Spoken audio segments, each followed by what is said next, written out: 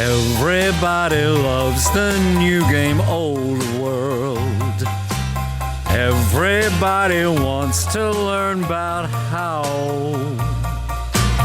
Adam, Pete, and Danny told me that Old World charm starts now. Hey everybody, welcome to That Old World Charm. I'm your host, Peter the Falcon Colosimo. I'm so glad to be here with you, my little babies, my little beautiful baby boys and girls. And it's just so great to be unchained, unfiltered, not held to the lofty standards of Danny and Adam. It's just me and one of my best friends in this whole entire fantastical world, Val Hefflefinger. How are you, buddy? Laying it on a little thick, Mr. Falcon. I know you're not usually the host. I know you're usually a vaunted guest. That was a little thick. I do appreciate it. I do cherish our time together. It's been a long time since we've two-handed a podcast together, man. This is awesome. It's probably been years. We tried once to get back into it. 40K Stat Center with your host, Val Hefflefinger and the Falcons. Didn't work out. Not at all. Not even in the slightest. Mm-mm. But here we are talking about our favorite game. Actually, now that rings true. Yes, this has been, what a year. What a year. I remember when it started out, there was this show that was named Old World Charm, and I said that was the stupidest name I've ever heard for a podcast. You quite literally said. And then Steve Joll bailed you guys out massively. Hey, like he like that turned this whole thing around. He heard Old World Charm and he thought, that's not lame. I'm going to make that awesome. I'm going to tell you. And now look at you guys. I'm telling you a story right now. So Steve, Adam, and I and Danny, Adam was really big on Old World Charm. I think there was another one that we put out there too, but Adam was like, this is what we're doing. It doesn't matter what you say. And so I was like, well, we got to have a good theme.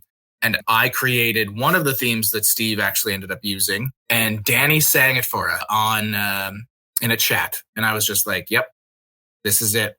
And then Adam was like, nope, we're going to do something completely different. And I was very glad we didn't. Because when Steve Joll got it, he was like, no, I like this one a lot better. How about I just make you like 6 more? So we have a ton of theme songs. And it's really great. Steve's the best. I love that guy. I haven't seen him in ages. I hope he's aging well.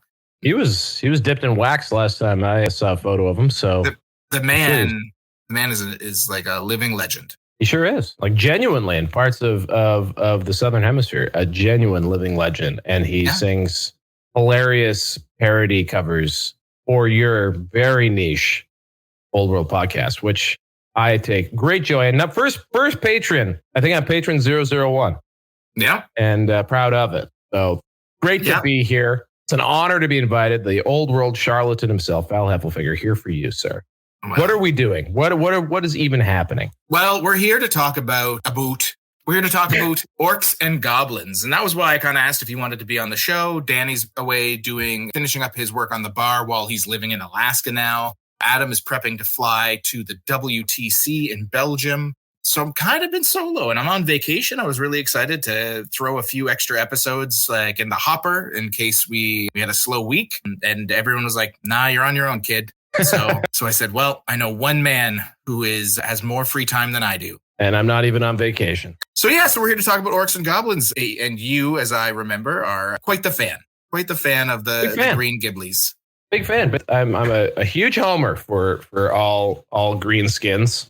I don't know if that's a particularly best way to say it anymore. Fungoids of color, I guess. Yeah. And like I'm super stoked for them. And I have to say, I haven't drunk too deeply from the cup. I know you're a bit of an old world polymath, but myself, I take my time. I dip my toes into various pools and ponds and the Orc and Goblin Army List, and then of course the Arcane Journal, of which, if you haven't listened to it, excellent coverage on this here podcast. But the Orc and Goblin Tribes Army List, I think, is awesome. I think the rules are really flavorful. I'm very pleased with this book. It's probably like one of my favorite Orc, Goblin, Grot, Gretchen, whatever, anything 40K Warhammer fantasy related. It's one of my favorite rule sets for them. I think that might be hyperbolic, but I think it's true. I think they're really awesome. No, they did a really wicked job with this army list. It was the first one I gravitated towards when I got my early copies of stuff. It took several readings to realize the strength of some units because of my inability to focus on one thing at any given time. But once I sat down and really started deep diving, like you can tell there's a lot of strength in this army, and it's shown in tournament results. They've had a few big tournament wins off the back of a couple core units. And yeah, they're living life and living large. So I think they were the first ever Old World Grand Tournament champion. Yeah, I believe they won because they won in Finland, I believe, at that large event that they do up there in Dragon Sea. Was it Sweden? I thought it was. Yeah, you're probably right.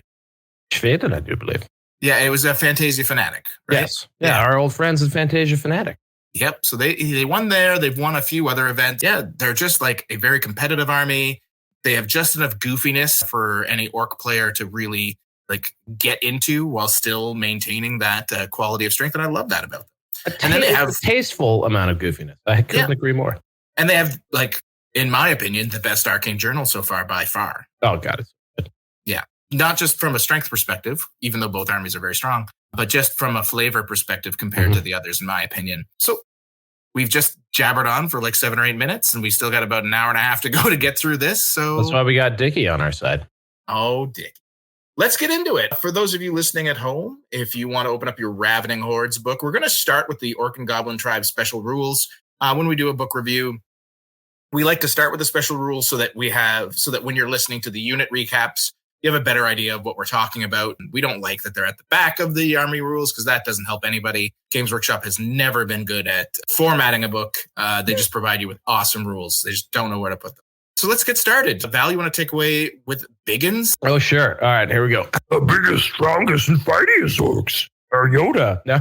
Band together into mobs accurately, if unimaginatively, called Biggins. When engaged in combat, a model with this special rule has a +1 modifier to its strength characteristic and gains the Armor Bane 1 special rule. Biggins, a classic special rule of the Green Classic thing you've seen in previous editions. In the current book, you can upgrade one of your Orc Boy or Boar Boy units into a Biggin unit and get just that little bit of extra oomph out of them. Choppas is next because Orc weapons are big, crude, and not very sharp, much like the creatures that wield them. During a turn in which a charged model with a special rule rerolls any 2 wound rolls of a natural 1 and improves the armor-piercing characteristics of its weapons by 1. It should be noted this rule only applies to non-magical weapons, doesn't apply to mounts. If the model is using a magic weapon, get it out of here. Also great that unlike Rommel weapons applies to great weapons and extra hand weapons. Sweet rule, the Choppas. Choppas is insane when you look at every other army that has one of these rules, and almost all of them do. Only ever applies to hand weapons, but orcs get it on everything. And it does make you question taking magic weapons on a lot of your characters because of it. 100p. Du Bois, let's try again. The Black Orcs will only follow the biggest and strongest leaders, which in their opinion means another Black Orc. Black Orc bosses think the same and will surround themselves with their own elite mob of hand-picked Black Orc boys. They will never surrender. Don't know why that turned into Churchill at the end, but that's fine. Your army must include 1 Black Orc boss for every Black Orc mob it includes, and vice versa. In other words, for each Black Orc mob your army includes, it must also include 1 Black Orc war boss or big boss. For each Black Orc war boss or big boss your army includes, it must also include 1 Black Orc mob. I don't know why they're so pedantic on this rule, but there you go.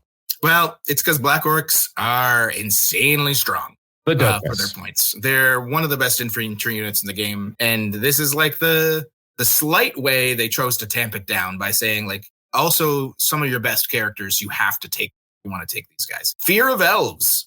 Goblins don't like elves. They smell of soap and walk funny, and they're too tall. Elves cause fear in goblin mobs. It's probably the number 1 rule I forget when I'm playing against elves is that they have fear of elves. Luckily, my opponents remind me every time. Huh? Sometimes they won't, and that's why I never fear not reminding elves of this rule. Ignore goblin panic. Orcs expect goblins to run away. As far as the average orc is concerned, running away is what goblins are best at. This unit does not have to make a panic test when friendly goblin unit is destroyed or breaks and flees from combat whilst within 6 inches of it. Nor does this unit have to make a panic test when it is fled through by a friendly goblin unit. Note that for the purposes of this rule, a goblin unit is considered to be any unit that is made up entirely of goblins of any kind, mounted or otherwise. This includes any war machine or chariot that is crewed entirely by goblins. Should a goblin unit be joined by an orc character, it is no longer considered to be a goblin unit. Those guys. One less reason to bring an orc bully. Yep. Just don't do it, folks. Ignore panic. Black orcs don't expect much in the way of bravery or discipline from these dim-witted kids, so are rarely perturbed by the sight of them legging it. This unit doesn't make panic tests when a friendly unit that does not have the special rule is destroyed, breaks, flees from combat within 6 inches of it, nor does this unit have to make a panic test when it's fled through by a friendly unit that does not have this special rule. This is just a Black Orc special. They don't give a shit about any of their buddies. Helped me out the other day when I was playing with Black Orcs, as a matter of fact. Impetuosity. Where most orcs and goblins are impetuous, Black Orcs are disciplined warriors. This discipline is usually extended to those around them through threats and intimidation. Whilst within 6 inches of a unit with this special rule, friendly units may choose to ignore the impetuous special rule. Delightful. Tusker charge! A charging war boar is an ill-tempered mound of bloody-minded muscle with savage tusks and a terrible attitude. During a turn in which it charged, a war boar's tusks have a strength characteristic of strength +1 and an armor-piercing characteristic of -1. Nice. Note that the special rule only applies to attacks made by a war boar, not to their rider or chariot or its crew. I'm so glad that they include some of these italicized texts. I'm upset that they do it in italics when all of the flavor text is also in italics. And your brain is generally coded, except for apparently when one of us is involved with the show, to just ignore flavor, anything italicized. You just blank that out. Exactly. It's great. Now here's a stylistic point on this next special rule, because I notice you are a hard G proponent of this, and I'm more of a glottal sound on this, which would be wah. Yep. The invigorating power of a good war cry should never be underestimated, and orcs have the best war cry of them all. Once per game during the command phase, sub-phase of their turn, this character may attempt to invoke the power of the wah by making a leadership test using their own leadership. That means their own leadership. If this test is passed until your next start of turn sub-phase, this character, their mount, and any orc unit they have joined may re-roll any rolls to hit of a natural 1, and when calculating its combat result, may claim an additional bonus of +1 combat result point. Note that for the purposes of this rule, an orc unit is considered to be any unit that is made up entirely of orcs or black orcs, mounted or otherwise. Should an orc unit be joined by a goblin character, it is no longer considered to be an orc unit. The special rule is not cumulative, and I just learned that I cheated a little bit when I used to run a goblin BSB with my black orcs. Son of a bitch. Absolute mad lad. What a guy. What a guy. War paint. Some superstitious orcs adorn their bodies with charms and war paint to protect them from harm. Their faith in these measures that they actually seem to work. War paint gives its wearer a 6+ ward save against any wounds suffered. However, a model with this special rule can never wear armor of any sort, though they may carry a shield. Lovely. Yep. You did it. We got through the 2 pages of special rules, and now we can actually get into the army itself. So we're going to cut back, guys. If you're following along with us, as I'm sure all of you are, especially as you're driving down the highway, listening to our dulcet tones, we're going all the way back. All the way. I'm still going because I'm doing it with you. Page 11. Ravening Hordes, the Grand Army composition list. So, Valerie, Val. Yes. Please tell me, is there anything cool or unique about the Grand Army composition list, in your opinion, compared to other Grand Army composition lists? Holy shit, yes. First and foremost, with big, bold caps letters, level 4 casters are basically unrestricted in this. Yes, you can only do 0 to 1 Black Orc War Boss, Orc War Boss, or Orc Weird Knob, which is your level 4 potential Orc caster. However, there are 2 different flavors of level 4 caster that you can get in the Goblin variety, Goblin Shamans and Night Goblin Shamans. So that's a big edge that orcs get. They have just a real unparalleled access, I think, to casters. Oh yeah, them and Empire. Sure. Yes, that's true. And then there's not many others that can really. Oh, and I guess Tomb Kings can kind of spam casters. Kings in one of the Grand Armies, but Tomb Kings and Empire, though, if you're ever playing in a like capped composition sort of scenario, like a rule of 3 scenario, like those guys would be limited to 3, I think, level 4 casters. Yeah, at the max. Yeah, or could still get 6. It's true. They can go absolutely buck wild, except for points. But because Sure. I mean, a level 4, even a level 4 goblin is like without anything is like 160. Yep, right. I would say that 170. One's 160, one's 165 off the top of my head. So it's almost entirely, certainly going to be wrong in the fullness of time. Well, but anyway, I mean, that's still that, you're right. You could barely fit 6 in with that math. So, I mean, if you don't want to run any magic items, even though orcs have some of the best caster magic items in the game, like you could go hog wild. And that's a really legitimate strategy these days in particular. The other big thing I note for Orcs and Goblins is when you go through their list of core, of which they have 1 million, it is very important that you note that Night Goblins are restricted to characters. You have to have a Night Goblin character for every Night Goblin unit in your army. And that's really important because a lot of the Night Goblin units are extraordinarily cheap and very good for their points. And just to amend that slightly, it's 1 Night Goblin character unlocks 1 of all the different Night Goblin units. Yes. So you can get 1. Yeah, you can get 1 Squig Herd mob, Squig Hopper mob, etc. by having a Night Goblin character. But given the popularity of Fanatics, you're often looking at least running 2 Night Goblin characters in your army just to get your maximization out of that. Yeah, other than that, I don't think there's anything really unwieldy. You're only allowed 1 Mangler Squig per Night Goblin in your list. You're allowed 1 Rock Lava per 1,000 points, 1 Doom Diver per 1,000 points. You have 2 Bolt Throwers per 1,000 points. And we've already mentioned, because of their special rules, Black Orcs and Black Orc mobs are tied to each other. And also you can get 1 into or I don't think Orcs and Goblins are really an army that struggles filling out their core, but you can, I mean, they get everything. You can also pad out your core with Black Orcs if you have a Black Orc boss as your general, which is probably going to happen. Yeah, I mean, having a guy that's base leadership 9 in an army that really craves leadership, even though there's a lot of warband in here, lets you put him on a wyvern, do all sorts of fun stuff. And then it gets you a filled up core tax with one of the best units, at least on foot, in the game. So let's move into just these guys, the Black Orc bosses. What can you tell me about these guys, Val? Oh, they're just so awesome. They're a source of leadership 9, not 10. I've continuously tried to cheat many times. But Black Orc boss, how deep? I don't know. How deep do we go on this? I would say just give me your opinion on them. Are they a must take when it comes to orcs, or can you? Pretty damn well close to it. You fire one of these guys onto a wyvern, I find it hard to go. They're not quite up there. They don't have the same output as your, like a lot of dragons, because wyverns are just hapless ding dongs. And they're monstrous creatures, not behemoths.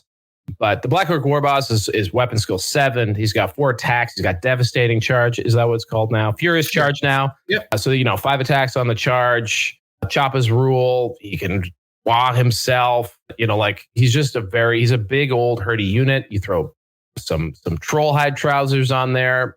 Like that could be your only magic item could be troll hide trousers. You got a 2-up save. You got a 5-up regen. What more do you want? This guy's a unit. Absolute beast. I do think if you're not going into one of the other army options, like he is absolutely victory. Yeah, no, he's so good. He punches above his weight very often. I really, really love him. And he's fun to me. I really like him. The big boss is just a slightly downgraded version of the war boss. He's only strength 4 instead of strength 5. 3 attacks, but 75 points for like a second heavy hitter if you want one. Not a terrible thing. It does mean you're going to have to take a second unit of Black Orcs. Maybe that tax gets a little too much for you. I don't see a lot of Black Orc big bosses at 2,000 points.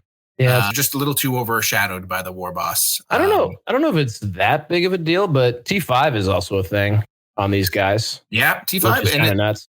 And with the wyvern, it makes them T6. Yeah, no, they're definitely, like, in my opinion, like a must-have if you're running the plain Grand Army. Yeah.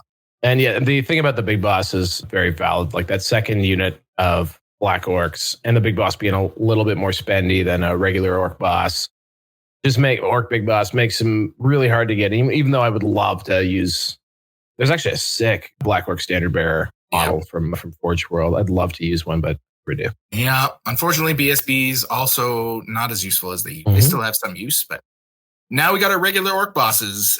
These are slightly toned down version of the War Boss. Their weapon skill 6, our Black Orc boss, I should say. Their weapon skill 6 instead of 7. They're still strength 5, tough 5. They're initiative 5 instead of 6. Leadership 8 base. The big thing here is they do have Warband. So they do get to reroll charges where the Black Orc War Boss doesn't. You can give them Frenzy if you want to remove all their armor. They don't have access to full plate like the Black Orc Boss. So you're normally going to be capping out at a 3+ armor save if you're getting them on like a Wyvern. You can get them down to a 2 if you put them on a Boar.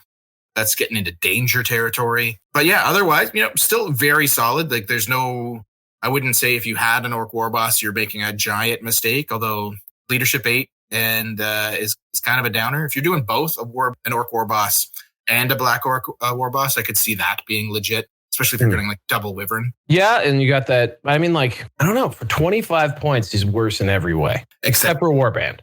Yeah, the reroll charges is kind of the thing. I think you don't run him if you're only taking one War Boss. You run him if you're doing double. You want to do 2 Wyvern. Interesting. Do you give him the hat to take away Impetuous, or do you just not care? I just don't care. Let him do his thing. Put him on a Wyvern. And this is if I'm going to do double Wyvern. Put him on a Wyvern. Give him like Ogre Blade and Talisman of Protection. Give the other guy the Troll Hide and either just like a great weapon or give him the Choppa. We'll talk about later, the Super Choppa. And you just let him. He's got reroll charges. He's got a 3+, 5+. Hope for the best. Send him into things. See what happens. See what dies. Maybe nothing. Maybe everything. I actually have never considered the fact that a single model with Warband rerolls charges. Yep. Rerolls charges. He'll have, 5 attacks plus the Wyvern's attacks. Definitely solid. If in the nomadic army that I run 2 because I want to have the Boar Boys as core, which he obviously doesn't help you with in a regular Grand Army list. But yeah, he's definitely not terrible by any means. The Impetuous sucks is probably the main thing. But if he's not your warlord, he's not your general, it's not as bad. You're selling me a little bit on the Orc War. And you see them. Like I often, you'll see them taken in lists. Yeah. And I often, whenever I go to use them, I'm just like, this guy just feels worse. Like it's just like, the meme of the guy looking over his shoulder thing and the Black Orc War Boss is just always there in that red dress, Oh yeah. Like if you're going for just one War Boss, you always take the Black Orc War Boss, in my opinion. But if you as a second option, if you're not taking an Orc Weird Knob, if you're going to use Goblins for your casters or you're trying some kind of insane no caster list, I love having the second dude. Great use case. Yep. Orc Big Boss, he's 55 points, so he's kind of cheap for a punchy character. I don't know. Well, I think he's an excellent, like if you are using a Standard Bearer, a BSB, which I think is really particularly good for adding to combat res in, say, a big old Black Orc unit. Yep. Then this guy is fantastic because they got Quell Impetuosity. You don't give a shit if he's a rascal and doesn't listen to orders.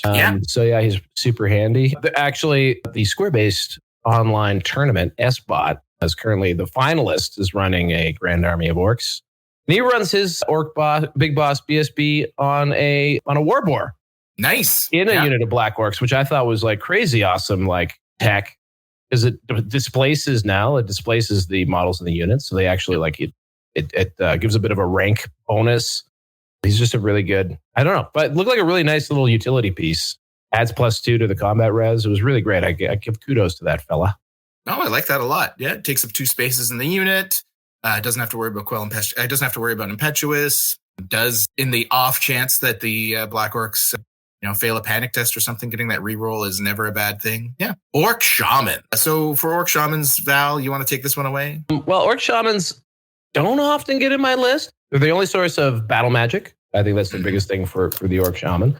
And the other thing that they do have, which I think for me is constantly underrated and I just don't pay attention to it enough, is the fact they get +1 on casting rolls if they're in a unit of 10 or more. Yeah. That's super powerful. And that's just something they get for free. Like there's not really a markup on this caster. So like a +1 to cast is usually a magic item that would cost you something. Yeah. Doesn't really, I had 140 points, level 3. And then, the standard 30 points for additional levels is 170 point caster. Is that really out of line? maybe it's 10 points for that rule at most. Yeah, I think most casters, like unless you're like an Empire or something where they can be a slightly cheaper, but even then I don't believe they're that much cheaper. Like 140 is a steal to get effectively a level 5 caster as long as you put him in just about any orc unit. Mm-hmm. Throw them in your Black Orcs, throw them in your Boar Boys because each Boar Boy counts as 2. So even a unit of 5 Boar Boys with a weird knob in them, he's getting a +5 to his cast. Unit strength. I can catch there. Yeah. Yeah, mob rule. This is their special rule. If this character has joined a unit of orcs with a unit strength of 10 or more, they apply a +1 modifier to their casting rolls. Should they leave the unit or the unit strength drops below 10, they lose this modifier. But yeah, it's absolutely very powerful. The big thing is, he's fighting for a slot with your war bosses. If you are going for only a single war boss, like you may want to consider taking that weird knob just for this ability. I've used it a little bit in the nomads within a Boar Boy unit just to get that +5 to cast on my Wog magic to help make sure it goes off. I have ended up switching to goblins just because that's the thing. I can do more stuff, but yeah, and I think the biggest knock against the weird knob is not the name, which still makes me giggle every time, is in fact the fact that they do not have Lore of Mork. They have Lore of Gork. Decidedly not as good because it doesn't have Itchy Nuisance. And Itchy Nuisance is perhaps one of the best spells in the games, I dare say. Definitely one of the best signature spells. And yeah, I would say it's up there for best spells in the game too. Yeah, it's a very powerful spell. Certainly top 10. Certainly top 10. Easily. Very good. Very, very good. I'm a big fan. So that often will weigh heavily on me when I'm thinking of switching over to the weird knob. Although I did run in my first ever attempt at writing a competitive list, I did run him as a gunboat on a wyvern, which gave him large target, which meant he could take his battle magic. Actually, he wound up being elementalism, so he could sort of sit behind the Black Orcs and blast away with his Ruby Ring of Ruin and what other like his like player rusts and such. Yeah. Yes, and all that stuff. So it was fun. I don't know if it was the most efficient use of points, but he did some jobs. I mean, and like he's decently strong. He can handle a flank. I don't think there's anything wrong with doing a weird knob on a wyvern. It's probably not the best way to run one, but it's not awful by any means. You're going to win games with it sometimes. I think and also like that BSB thing where mounting this guy on a boar. I think that immediately does it give him an armor save if you have armored hide? Yep. Yeah, you get a 6-up out of nowhere. Yeah, you get a 6-up, and you could technically make him frenzied for 5 points to get another 6-up, but now you're constantly charging. He does have Warband, which is nice too, so he can pump up leadership. I do love the Arc Shaman in the Troll Horde lists. Not in the Grand Army, but in Troll Horde, I think he's essential in a unit of boys. But also, otherwise...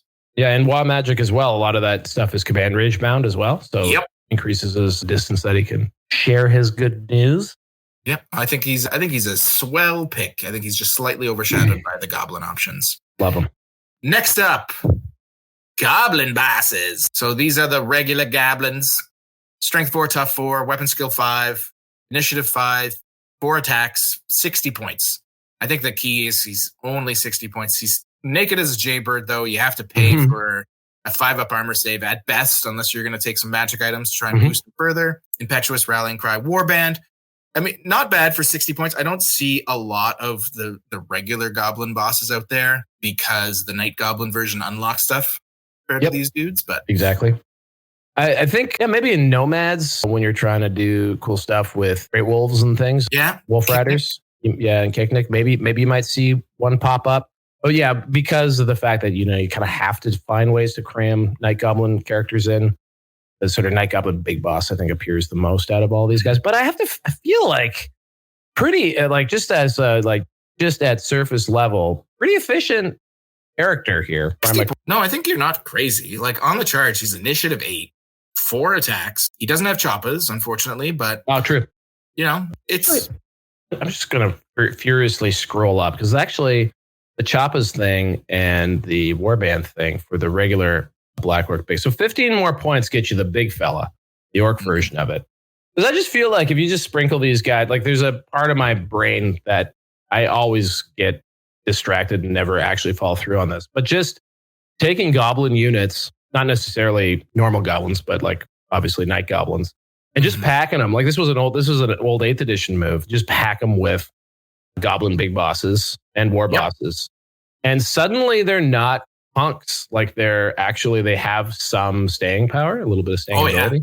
I hated playing against. I had a buddy Jeff who played like full Night Goblin lists all the time, and many of his lists, like he would have like a core Anvil Night Goblin unit, would have Skarsnik, and then probably 2 or 3 big bosses in it with great weapons that you had to really respect. Like, I have to target these guys out, otherwise, like he's gonna do damage to me. Like, I'll kill 10 or 15 Night Goblins, but he's gonna slap me back and kill my more elite unit. So. Mm-hmm. Yeah, and I think, when you put a bunch of cheap characters, especially the big boss, not necessarily the war boss, because the war boss is quite the step up in cost if you're looking to do this. But like 30, it's like 39-ish points on the Night Goblin one anyway to have, 5-up save, great weapon. And like, taking 3 of those dudes and just throwing them in a unit would be, it also makes wound allocation really wonky and difficult to deal with. Like, and if you're going up against, single characters, that's 4 turns of just standing there, like without eroding your main unit. Yep. And there are a couple goblin-only magic weapons, if you want to invest just a tad bit more, that are actually pretty frightening. There's I think like Wallopas is something we see used pretty frequently, but even in the Arcane Journal, there's the Backstabber's Blade, which, there's not a lot of like full rerolls in the game. So having a small item like that can give you that can really change math in this game. Oh, and then another, I guess we can talk about it later, but in case I forget, another big benefit of Orcs and Goblins is everyone gets access to the Arcane Journal items, which I think is also somewhat unique. Anyway. Yeah, unlike the first 2 Arcane Journals, everybody gets all the magic stuff with the Orcs. So let's go to Goblin Shamans, the regular variety. I guess I'll cover this real quick. Goblin Odd Knobs and Goblin Odd Gits, 135 points for the big boy, 60 points for the little boy, plus 30 points regardless if you want to level up their casting. They know Elementalism, which is definitely a very strong magic, and Wog Magic, which all Orc and Goblin casters know.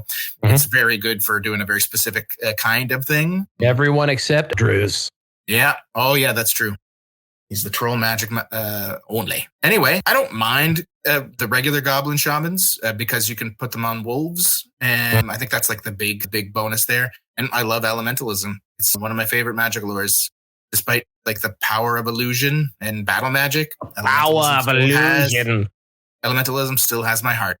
Elementalism and illusion, criminally underrated by me in one of the worst overviews of magic of all time. The worst takes. Go check it out, folks. But yeah, Elementalism, hard to get away from. It's one of those things where even if you take it a couple of times, like repeat it on casters, like it can do you no wrong.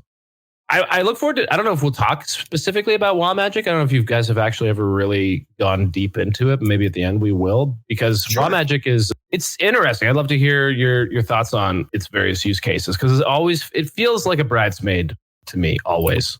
So I have gathered a strong appreciation of it in Nomads. I have not in other lists, but in Nomads, where you're trying to charge constantly, always be charging, has a lot of value. So let's get into the Night Goblins, buddy. Tell me a little bit about Night Goblin bosses. So we got your Night Goblin bosses. One thing that's big about Night Goblins is that they have, for whatever reason, I guess because they live in caves, higher initiative but lower leadership. This has always been sort of a chestnut of them. And as a result, they're a little bit cheaper too. So the war boss is 55 points. The Night Goblin big boss is 30 points. Again, for that, you're getting a pretty, now, like especially with the initiative bump, you're getting a even better stat line now. Your weapon skill 5, your strength 4, toughness 4, initiative 5, 4 attacks for 55 points. Yep. That ain't bad, man. And leadership isn't a problem because they're warband. Because they're warband. Unless you put your Night Goblins in marching column all the time and get charged because you're not paying attention. So there's a story there. There's a story there. Multiple stories there. I don't form new memories, Pete. I am basically Bill Murray and Groundhog Day. It's always a good day, but it's, I mean, Val, you're talking to a guy who, in his test games for the Arcane Journal for Dwarves, made lists centering around very specific item combinations that he then immediately forgot he had in his list when he actually played the game. Yeah, not once, but of my 4 practice games with this book now, twice I've done that. Just completely forgot the whole onus of what I was doing with my list. as soon as a Warhol loaded up. So yeah. I feel you. It's the ADHD, I think, anything. Apparently, what do they call that? Executive functions. A little challenged by Warhammer, which is why we do it. We don't do this because it is easy. We do it because it is hard. Yeah, love it. All right. So Night Goblin bosses, yeah, I think they're really awesome value for their points. Super handy little characters. Can be your BSB in a pinch for 30 points, 55 point BSB. Is there a cheaper one in the game? Maybe. I have no idea. I don't believe there is. I think they are the cheapest. And if they're not, guys, I don't care. Don't care. Yeah. Tell me I'm wrong in the comments. Brutal hot takes. That's what I'm all about, folks. You know me. So yeah, I love these guys. I use them all the time, and I think they're cool. And they unlock your Night Goblin units, right? Oh, Which is really the main thing. And they have the ability to ride a giant cave squig, which is a pretty badass mount, to be honest. It is. Go ahead. I was going to say, because reserve move is insane, and they have decided to FAQ it to be crazier than it should have been. But you mean random move? You mean random move? Yeah, random move. Sorry, not reserve. We can talk about them later. But yeah, random move is awesome. And random move, that should have been one of the highlights of the list. A lot of random movers lists in these pages. But yeah, anyway, great little guy. And now we got Night Goblin Shamans. Like their Goblin brothers, they're 5 points cheaper. They've got the same stat line, -1 leadership. A big thing, instead of elementalism, they have access to the kind of constant need for some lists to have illusion. They can be level 4 illusion users. They don't have the same mount options that the regular Goblin brothers do. That said, you can always put one on a magic carpet if you really have a need for speed. Or around the board. Or as I learned way too late in the game, you can just take familiar and always pick Shimmering Dragon. Yeah. And he can just fly on a successful cast. So just teleport around, quote unquote, teleport that way. Yeah. No, Night Goblin Shamans, awesome. Yes. Yeah. Although, gotta say, after trying very hard to use illusion as my primary means of anti-dragon control, I found illusions actually kind of more useful against lists that just have big bricks of infantry that can be really dicked around. Anything that's got a long charge range, illusion kind of struggles just because they can get eaten by dragons and stuff pretty easy if they're trying to get in range to do their stuff. So it's a dangerous mission and not cheap. It's like a 250 point character when you've loaded them up with various equipment to do that job. Yeah. So the thing I found about illusion, short range on their big spells, or their most helpful spells, I should say. Yeah. And then Column of Crystal, no spell's a guarantee. Column of Crystal can make or break a game, but it is also remains in play. Yep. And Night Goblins don't have the same access to reserve move and stuff that other units have in order to cast and then get away. If a Night Gobbo could ride a friggin' giant wolf, that would be a very different conversation. But they cannot. Yeah. They are not allowed to do that. So they can't get out of dispel range after they cast Crystal Column, and that makes it dicey. It does make it dicey. That said, they do have the rule that a lot of people forget. They like any character, they can evade as long as they're by themselves. If someone overruns into you. So if you're blocking them off, you can do some funky things, especially if you have them on a carpet or something where you just kind of walk away 12 inches when someone accidentally charges you. Still, I love them. I do think because of the wolf option for reserve move, the goblin one has my heart, but illusion magic's a very powerful thing. Absolutely. I've been moving away from them recently. So yeah, that's been it's still very fresh in our breakup. So Night Goblin Knob, if you listen to this, I love you. Next up, we got character mounts. Let's start off with the War Boar. What do we got to say about a War Boar there, Valerie? Well, I think we saw some of their special rules in the special rules section. You got your Tusker Charge. You got your Armored Hide. There's nothing. I don't know. It's a pretty decent mount. It's giving you +1 armor save. It's giving you a cool little boost when you're charging in. Yeah. Nothing wrong with it. And counter charge. And Swift Stride. They're awesome. I love a War Boar. Giant Wolves, these are the Goblin guys we've been talking about. They're fast cav. They have Chariot Runners base if you're taking them. Fire and Flee and Swift Stride. The fact that they have Fire and Flee and there are ways to give feigned flight to a lot of the guys that have this is such an amazing combination. Love it. What's up next here? We got Gigantic Spider. Yeah, 35 points gives you +1 wound. It itself has 3 attacks at strength 4. I think it's kind of neat that it's light cavalry and not a 50 millimeter base, kind of. I don't know. Probably wouldn't use one unless I wanted to use the model I have of one. Yep. Poisoned attacks, I guess. There's no reason to. No, don't take a gigantic spider. Take the giant cave squig. Hell yeah. You tell me all about it because I won't do it justice. Giant cave squig. Well, you got your 3d6 random movement, which has all the delightful shenanigans brought to you by random movement, including fun things such as not having to move anymore, which is great. Pisses off anyone who's old in the game because you used to have to pick a direction and go that full distance. Don't have to do that anymore. You have armored hide. You hate dwarves. Awesome. Impact hits D3, which is tremendous, I think, on this guy. And also has a killing blow, armor bane 1, strength 5, massive gob on his 3 attacks. So he's also kind of he's a little unit for 25 points. Super not bad. He's 10 points cheaper than the gigantic spider. That's messed up. Why? Only thing I can think of is loner. Like the fact that he really can't join very many units, if any. But that said, like, it is such a massive stat line. He is monstrous cavalry, so if you're running any other cavalry in the game, it's pretty easy to protect him since you basically get to determine how far he moves because of how random movement is currently worded in the game. Yeah, just an insane. I hate seeing these guys on the board. And this guy would be, so he's +1 wound on, so he's for 3 wounds. If you take him with the Night Goblin boss, it's 55 points. If you don't want to kit anything on him, yeah, probably isn't necessarily a terrible idea because the squig himself is awesome. So yeah, 10 points cheaper than a bouncy squig one, and it can hide behind other tougher units. So kind of cool. Hate it. Black Orc mobs. Hey guys, said it already a couple times. Maybe the best infantry unit in the game for its points, point for point, pound for pound, as they would say. It's a lot of pounds. Absolute beast.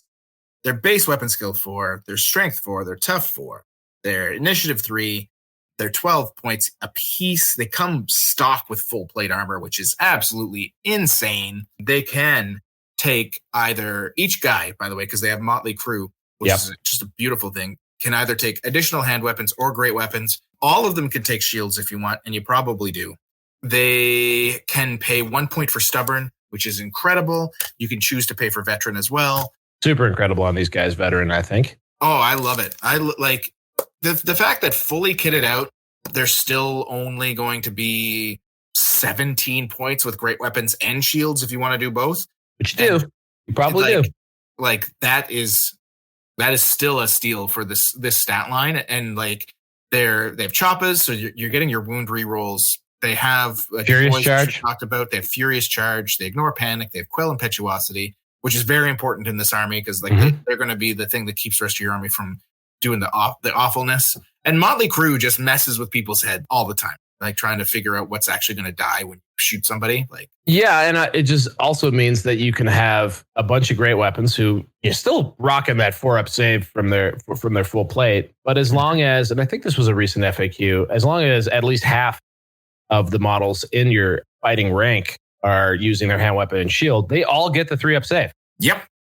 Which is quite good because they're going to be swinging back with fat stacks, especially if they got that charge off. These guys are gnarly. They're tanky as hell. Great target for, stuff like, the 5-up invulnerable, the 5-up ward save. Like you can make this very, very tanky. I've run in previous armies, usually like a nice big old brick of them. And again, Kyra's the guy who's in the finals with Orcs and Goblins it's just top of mind because chatting with him a lot lately, but he runs a unit. Kind of the core idea is, basically you put a lot of static res on it. I think he can stack it up to about +7 static res. Yeah, probably. With BSB, War Banner, Big Red Raggedy Flag. That alone is +3. So yeah, you can get 6 or 7. And yeah, they're just very, very hard to shift. And that's a big point sink as well. One thing about them is that their weapon skill 4. I mean, that's a bit of a bummer, but Big Red Raggedy Flag is a wonderful thing to put on their unit standard. I was always using it too when I was running this unit. It gives them +1 weapon skill and +1 combat res or 50 points. Yep. Which is good spend. It's a great breaking point because there are a lot of other elite units in this game that are either weapon skill 4 or 5. Not a lot that are 6, right? So you're making a lot of the equivalent units in the game hit you on 4s, let you hit them on 3s. And yeah, it's great value on this particular unit.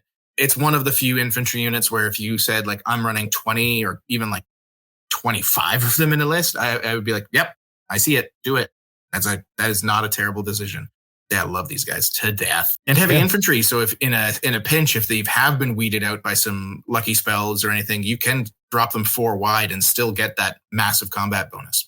Yep. Or if you're falling back, you can do the Lineheimer thing. If you brought all great, if everyone's got a great weapon, you can do the fall back in good order thing, spread out wide, and you just have so many punches to the face. Yep. At strength 6. So pretty good. Next up, the Orc Boys, the standard Orc mobs. The beautiful thing about Orc mobs, they start out cheap and you can do a whole lot of stuff with them. 5 points a model for, weapon skill 3, strength 3, tough 4, initiative 3 unit. They can have war bows for free. They can take additional hand weapons, thrusting spears, throwing spears. They can take shields. You can upgrade them to biggins if you like. 1 unit can have that. They can be changed to skirmishers instead of close order. That's pretty cool. And you can drop your light armor to give them frenzy and war paint. So you can, instead of walking around with a 5-up armor save tops, you can just have a 6-up ward.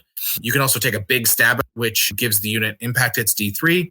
Basically, you can turn them into savage orcs, the old savage orc unit we used to have. Yeah.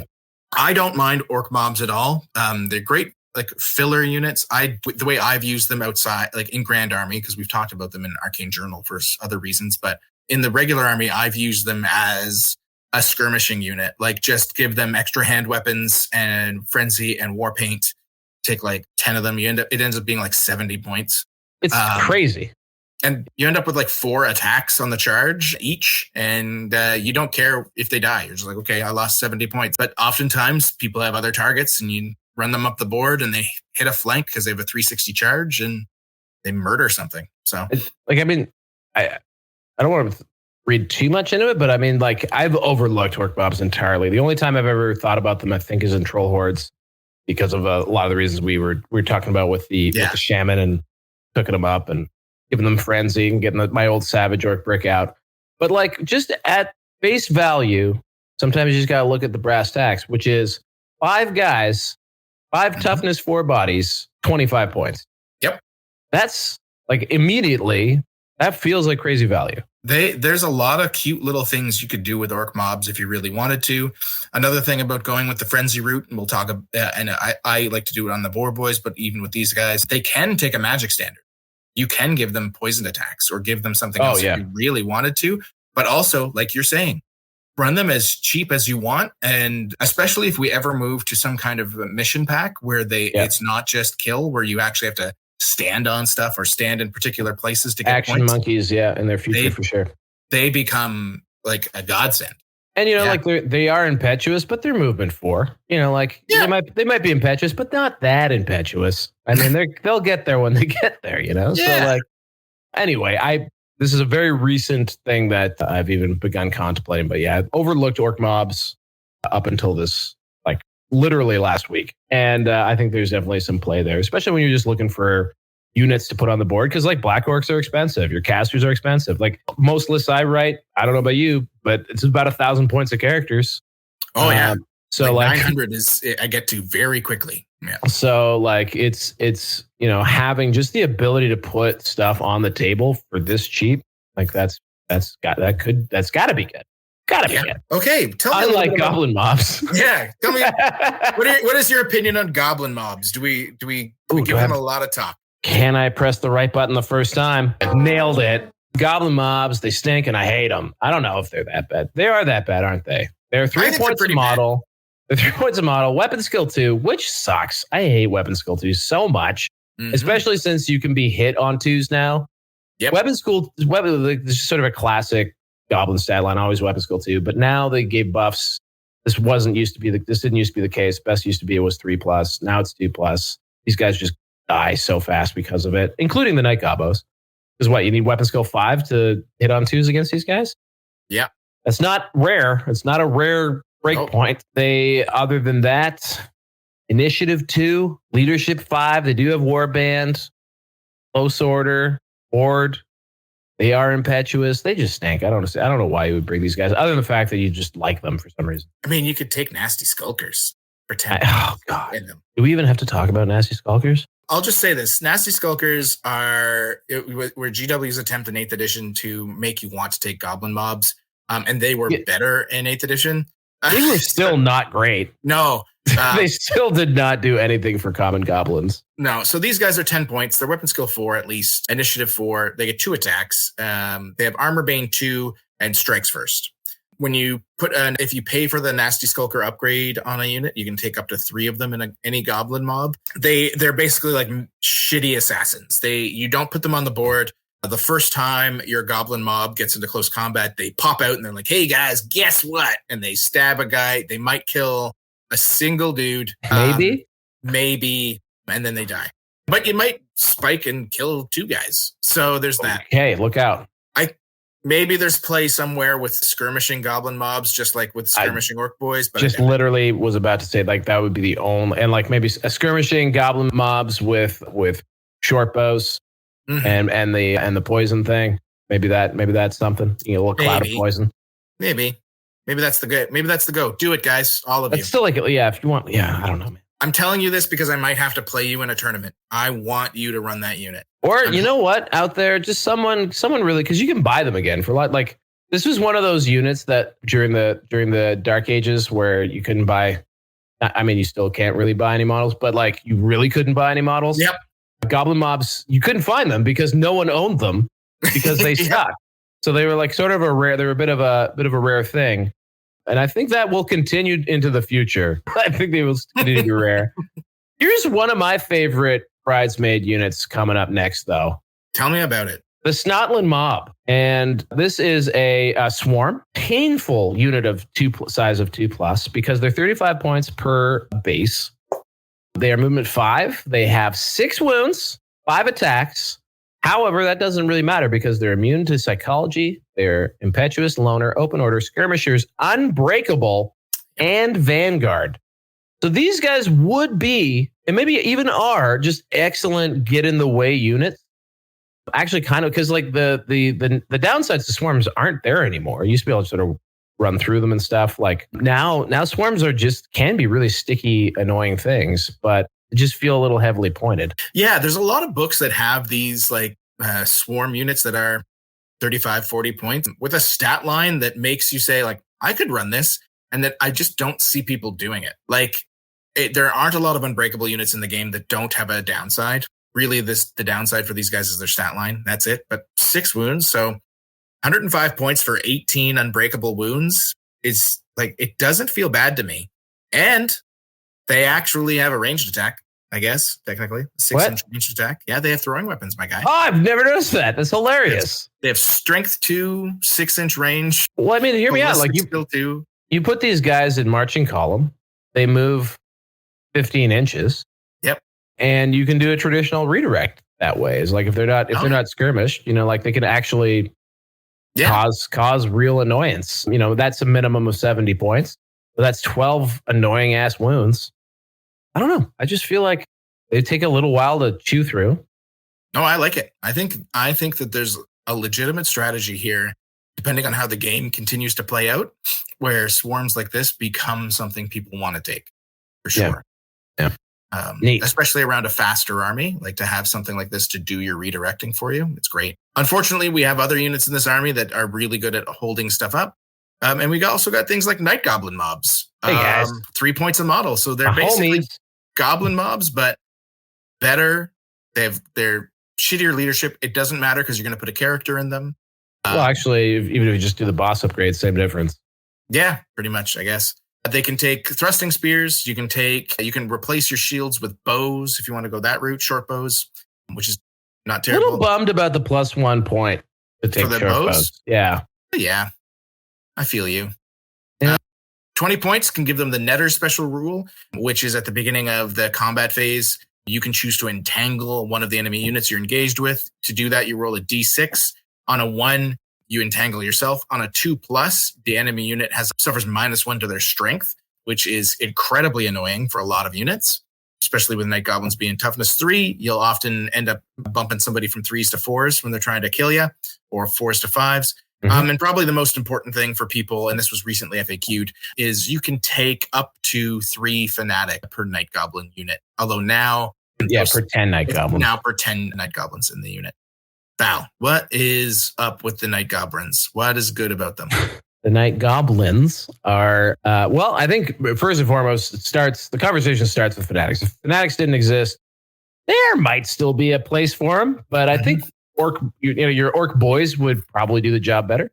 Yep. I'm sort of talking about, but because of Fanatics, you now have, a unit that really should just maybe be a punching bag, get in the way type unit that can just launch utter devastation of damage output in a very goofy way. But I don't know if they were drunk or like maybe just like sipping on pots of ayahuasca or what, or just chewing old fashioned mushrooms like a good Night Goblin would. But they were just like, you know what, Fanatics, you have too many restrictions, and we're going to open up Fanatics, and literally any restrictions they had previously, they no longer have them. And why not talk about that? Because you can't really think about Night Goblins without Fanatics. What's a Fanatic? Give me the Fanatic. It's the next page. It's a whole page devoted to a 25-point model. And what do they say? If it's a page of rules, got to be good. Thank you, Adam Camilleri. And in this case, absolutely. For some reason, leadership 10, 25 points. Yep. They are a model, kind of. They are a model. So they have a stat line. This is the weird thing about them. They're not like a token. They are actually a unit, a model. However, you can't interact with them. You're not allowed to target them. You're not allowed to charge them. If you move through them, they beat you up to the tune of D6, Strength 5, -3 AP hit. They can be, when they actually start, I guess I could read this rule because it's kind of interesting. Fanatics are not placed on the battlefield at the start of the game. Instead, make note of which Night Goblin unit includes Fanatics, how many they include. These units are referred to as concealing unit. A concealing unit may release one or more of its Fanatics during any start of turn subphase. Jesus. It's wild. I literally need to just have this on a cue card, because people to this day, will be like, what? Wait, it's my turn. No, I know. Yep. You can play Warhammer in a minute. Just chill. When a Fanatic is released, it travels through the air to land spinning several feet away from its concealing unit before embarking upon its erratic journey across the battlefield. To represent this, place the model so its base is within 3 inches of the concealing unit, which means basically 4 inches away from its concealing unit, because it's within. Yeah. You're just kissing and not touching the bases of any other models. And then from there, you get to pick a direction, and they go 2d6 in that direction. After that, they move in a random direction. And then here's the thing. They only really die when you roll doubles. Yeah. And if you're me, that's a lot. But sometimes you just never roll doubles, or if they hit dangerous terrain. So any terrain, difficult, dangerous, or impassable. Sorry, yes, but not open. So they can go over a hill, I guess. Yep. But so how do you kill these things? What's your anti-Fanatic strat? Because the using of Fanatics is just blissfully dumb proof. It's just so you can do, if you're in combat, you can release them, guys. Yeah. There is no constraint. It used to be you had to release them if someone got close to you. Not the case. You can hold these nutcases back until you see the whites of their eyes. Yeah. It sucks. When I first read them, I'll be honest, when I first got this book, I kind of skimmed the rule, and I was 25 points is a lot. Yeah. And I was like, oh, they kind of nerfed them, because now they only go out, they don't auto go out. You have to pick it, and it's in your command phase. And then I reread it the next day, and I was like, oh no, every command phase? It's not just mine? Okay, well now they're broken. Because, and the fact that you can no longer, because you used to be able to do little tricks, you could force them out by sending scout units into a unit, and then they would just be running through your opponent's lines. Yeah. You could intentionally walk a crappy unit into them, and then they would just die. You fly a great eagle up within 8 inches, and they'd have to pop out. You just bait them out. Yeah, and they were still good, folks. They still didn't suck. They still didn't suck. But now, where you can't do any kind of targeting shenanigans, intentionally charging through them to kill them by landing on top of them with a crappy unit, and it all hurts. They are so strong. And the fact that it's this within 3 inches baloney as well, and not just it used to be where it had to start on your unit and then move out. You picked a point on the unit. Yep. It's wild. So I'm really glad that they got FAQ'd a little bit. Just the gentlest touch, though. Because before you'd often see people would take the max 3, usually in units of 20. You didn't see a lot. Like some people did do 10s, but 10's a scary prospect because you get punked. Yeah, you get punked before you send them out. Yeah. But 20, harder to kill 20 dudes in one go. I'd say that's literally where I wound up. My Fanatics unit started at 30, and then they over time I started at 30 with thrusting spears and like full command, and like by the end they were 20 with a boss. Yeah, so 20 with a guy to accept a challenge. Yep, basically, and to be a leadership buff. No, they're so like one of the strongest units, are definitely the strongest unit upgrade in the game. One of the strongest units in the game, if you want to call them a unit. The fact that there's now like a 90-point tax per fanatic it does have an impact on some lists for sure. I think it's still worth it. a unit of 30 night goblins is still a useful unit. Oh yeah. Again, especially since you're considering that you're playing, as far as your board control is concerned, you're basically playing with 1,000 points to figure out all the rest of your shit. The rest of the stuff is in characters probably. So like a unit of goblins, if you're not like, can be quite a great utility unit. And I do wonder now, and this is an open question for me, is whether or not actually like paying a little, like investing a little bit into the unit beyond fanatics might make sense now, because you have to bring 30. So like, I just don't know how much mileage you actually get out of things like netters or giving them thrusting spears, because it's 30 points to give them thrusting spears, 20 points to give them netters. Like they're not cheap upgrades when you're dealing with a big unit like that. So yeah. No, if Black Orcs didn't exist in the same army list, I would say yes, you want to upgrade. I don't know if you still care. It's probably best that they're a 95-point unit with 75 points of insane chariot missiles in them. Basically, they're chariots with 30 wounds that can't be targeted once they're unleashed. So one other interesting thing is that we were talking about nerfs. So that one was the fact that they're like 1 per 10 night goblins. Yeah. The other one is actually interesting, which is that if you roll a hit, this is the weirdest ruling. It upsets me so much. Yeah. If you roll a hit, they stop. They don't move. Yeah. Which is okay. So a third of the time, that actually takes away a third of their output on top of the doubles. So maybe that might be a bigger nerf than I think is being appreciated right now, because it's 177 points to bring these guys, and there's a chance that like you push them out of the unit and they just literally stand within 4 inches of you, 3 inches of you. Like that would be a bit of a pain in the dick if they just stand where they were released. Now you can't move anyway. Well, because your first turn, you send them out. You pick the direction, right? You only roll that dice after. So the first turn, it's fine. Oh, you don't scatter. Oh, you're right. You don't scatter them. It's You're right. It's going to be in your subsequent turns. And I think it's a slight net negative, because it's also keeping, like at the time you roll direct hit, you're not moving into a forest to die. Sure. You're not moving into your own unit sometimes. It is a double. A slight chance, but yeah, it is a double. It is certainly, there are two sides to it, because sometimes a fanatic staying exactly where it is actually good, because maybe it's in front of a unit that you don't want to move through them, but it does feel like it takes a little bit away from their potential output. Yeah. Oh, for sure. Like the top end is lower, but their bottom end is higher now. They got a big bottom end. You know what I'm saying? Big bottom end, boys. All right, we've waxed. Anything else to say about night gobos? No, we should move on to the squig herds. It's too sweet. On delay. Do you like squig herds? Do you like when squigs go wild? I wish. Squigs go wild sucks now. It used to be awesome. It did used to be awesome.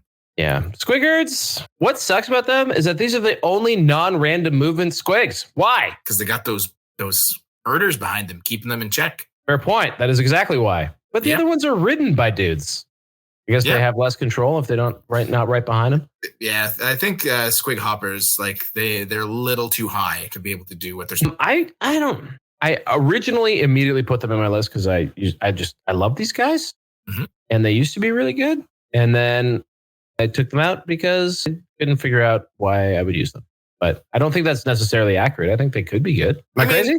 No, I think you're not wrong. I mean, like they're strength 5, AP 1 armor bane attacks, the 2 each for every cave squig, 10 points. Not terrible. Weapon skill 4. When they blow up, they don't do a lot. So the big thing with squigs, they're a motley crew, a mix of cave squigs and squig herders. They have immune to psychology. They're impetuous. They're loner. They're open order, skirmishers. Squigs go wild and warband. They've got a lot of really good rules, and some of them can be mitigated depending on your list. But should a squig herd ever break or flee from combat, the cave squigs will go wild. If the squig herd contains 5 or more cave squigs, every unit within 2d6 inches takes D3 strength 5 hits with an AP value of 1. For every additional 5 cave squigs the herd contains, apply a +1 modifier to the D3. Once these hits have been resolved, treat the unit as having been completely destroyed. It used to be way bigger of an explosion. Now, most of the time, because you're immune to psychology and you have warband, oftentimes you're not breaking as the reason why you're not, it's not breaking. You're just going to kill the last man. So you're often only getting those D3 hits of like 2 or 3 D3. And the value back isn't really worth it. And if you're just breaking and fleeing, the odds of you having much more than 5 guys is pretty low. Yep. Right. I guess there's I like that you don't have as much of a squig herder tax now. I feel like it's lower than it used to be. It's 1 for every 5. Maybe been a bit higher before. Might be making that up. But the squigs themselves, so cave squigs themselves, that's a great stat line. Like that is very good. Yeah. Strength 5, 2 attacks. Like 2 attacks, just having 2 attacks full stop is a rare gem. But for a little bit more, and for maybe for the first time in Warhammer history, the squig hoppers are a viable unit and they have random move. Yeah. And I just think are better in every way. I agree. That being said, if you love squigs and you were like for example, if you loved common goblins, you're kind of fucked. Yep. If you like squigs, you're not really making a tremendous compromise running squig herds. They could be good. There's just other stuff that's going to be better, and it's almost Eldarian, or it's elvish in ways here. The book is an assortment of riches. It's very deep. Many layers to this onion, and they all bring tears to my eyes. And speaking of onions and ogres, there's trolls too. We got 3 versions of the troll in this book. As always, there's the common troll, the river troll, the stone troll. These are your monstrous infantry options. Common trolls are strength 5, tough 4, 3 wounds, initiative 2, 3 attacks each, leadership 4 with stupidity. River trolls get an extra wound for 8 more points, but it can feel worth it a lot of the time. You're a troll man, are you not? I am a river troll man. And then stone trolls, they get for 4 more points over the common troll. Same stat line, but they're +1 leadership. They have +1 armor and they have magic resist. All trolls have regeneration. They're all flammable. They all cause fear. They all have armor bane. They can all choose to take either additional hand weapons or great weapons. And they can all choose to throw up as an extra attack. So they effectively have 4 attacks each. Mm-hmm. Yeah.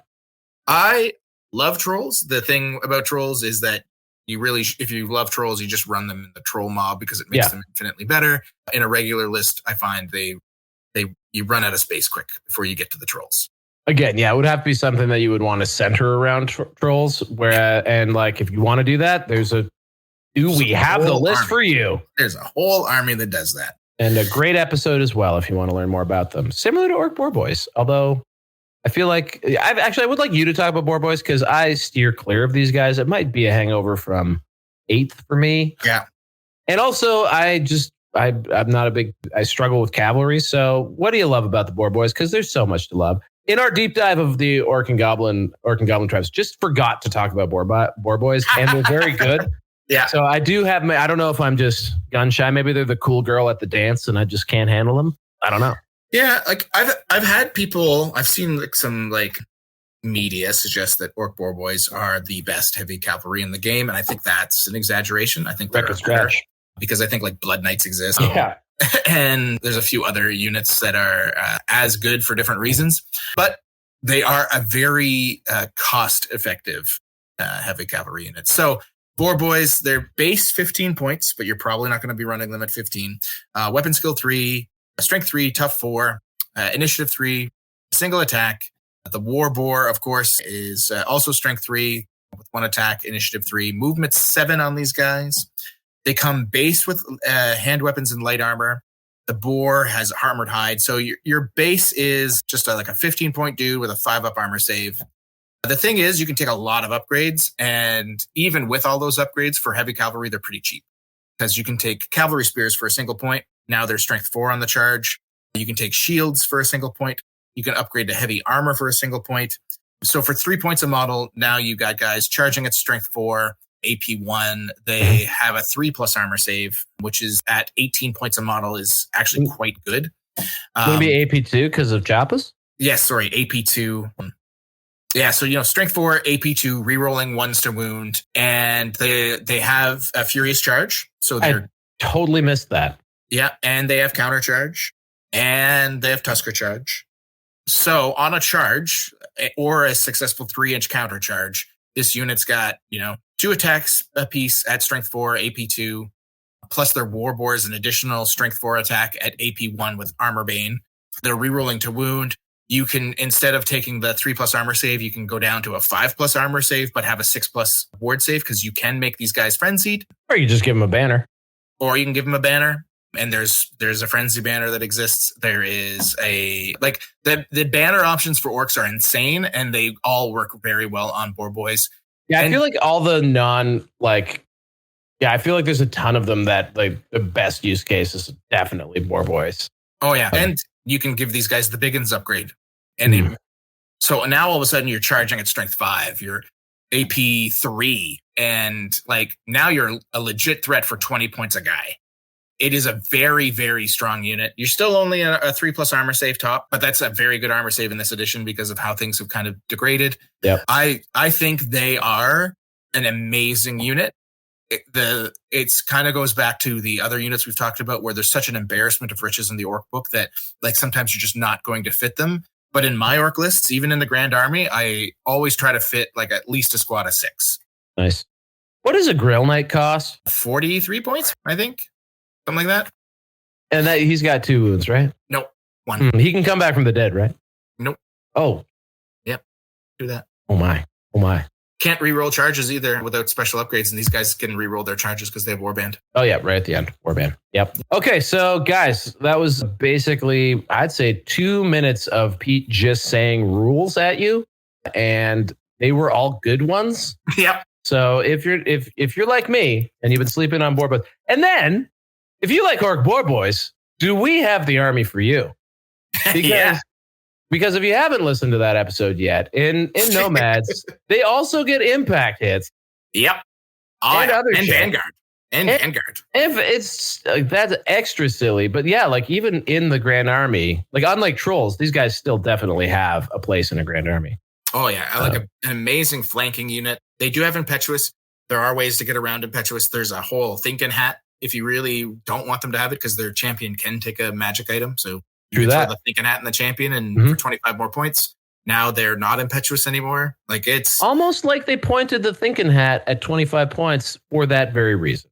Very, very possible. But yeah, going from a really amazing unit to one that I don't see a lot, but maybe Val can sell me on them. What's a Spider Rider mob going to do? I don't know. I was looking at them because I've been looking at Wolf Riders because of reserve move stuff. So the Goblin Spider Rider mobs are, they have a very basic stat line, strength and toughness 3. The Giant Spider is also strength 3, movement 7.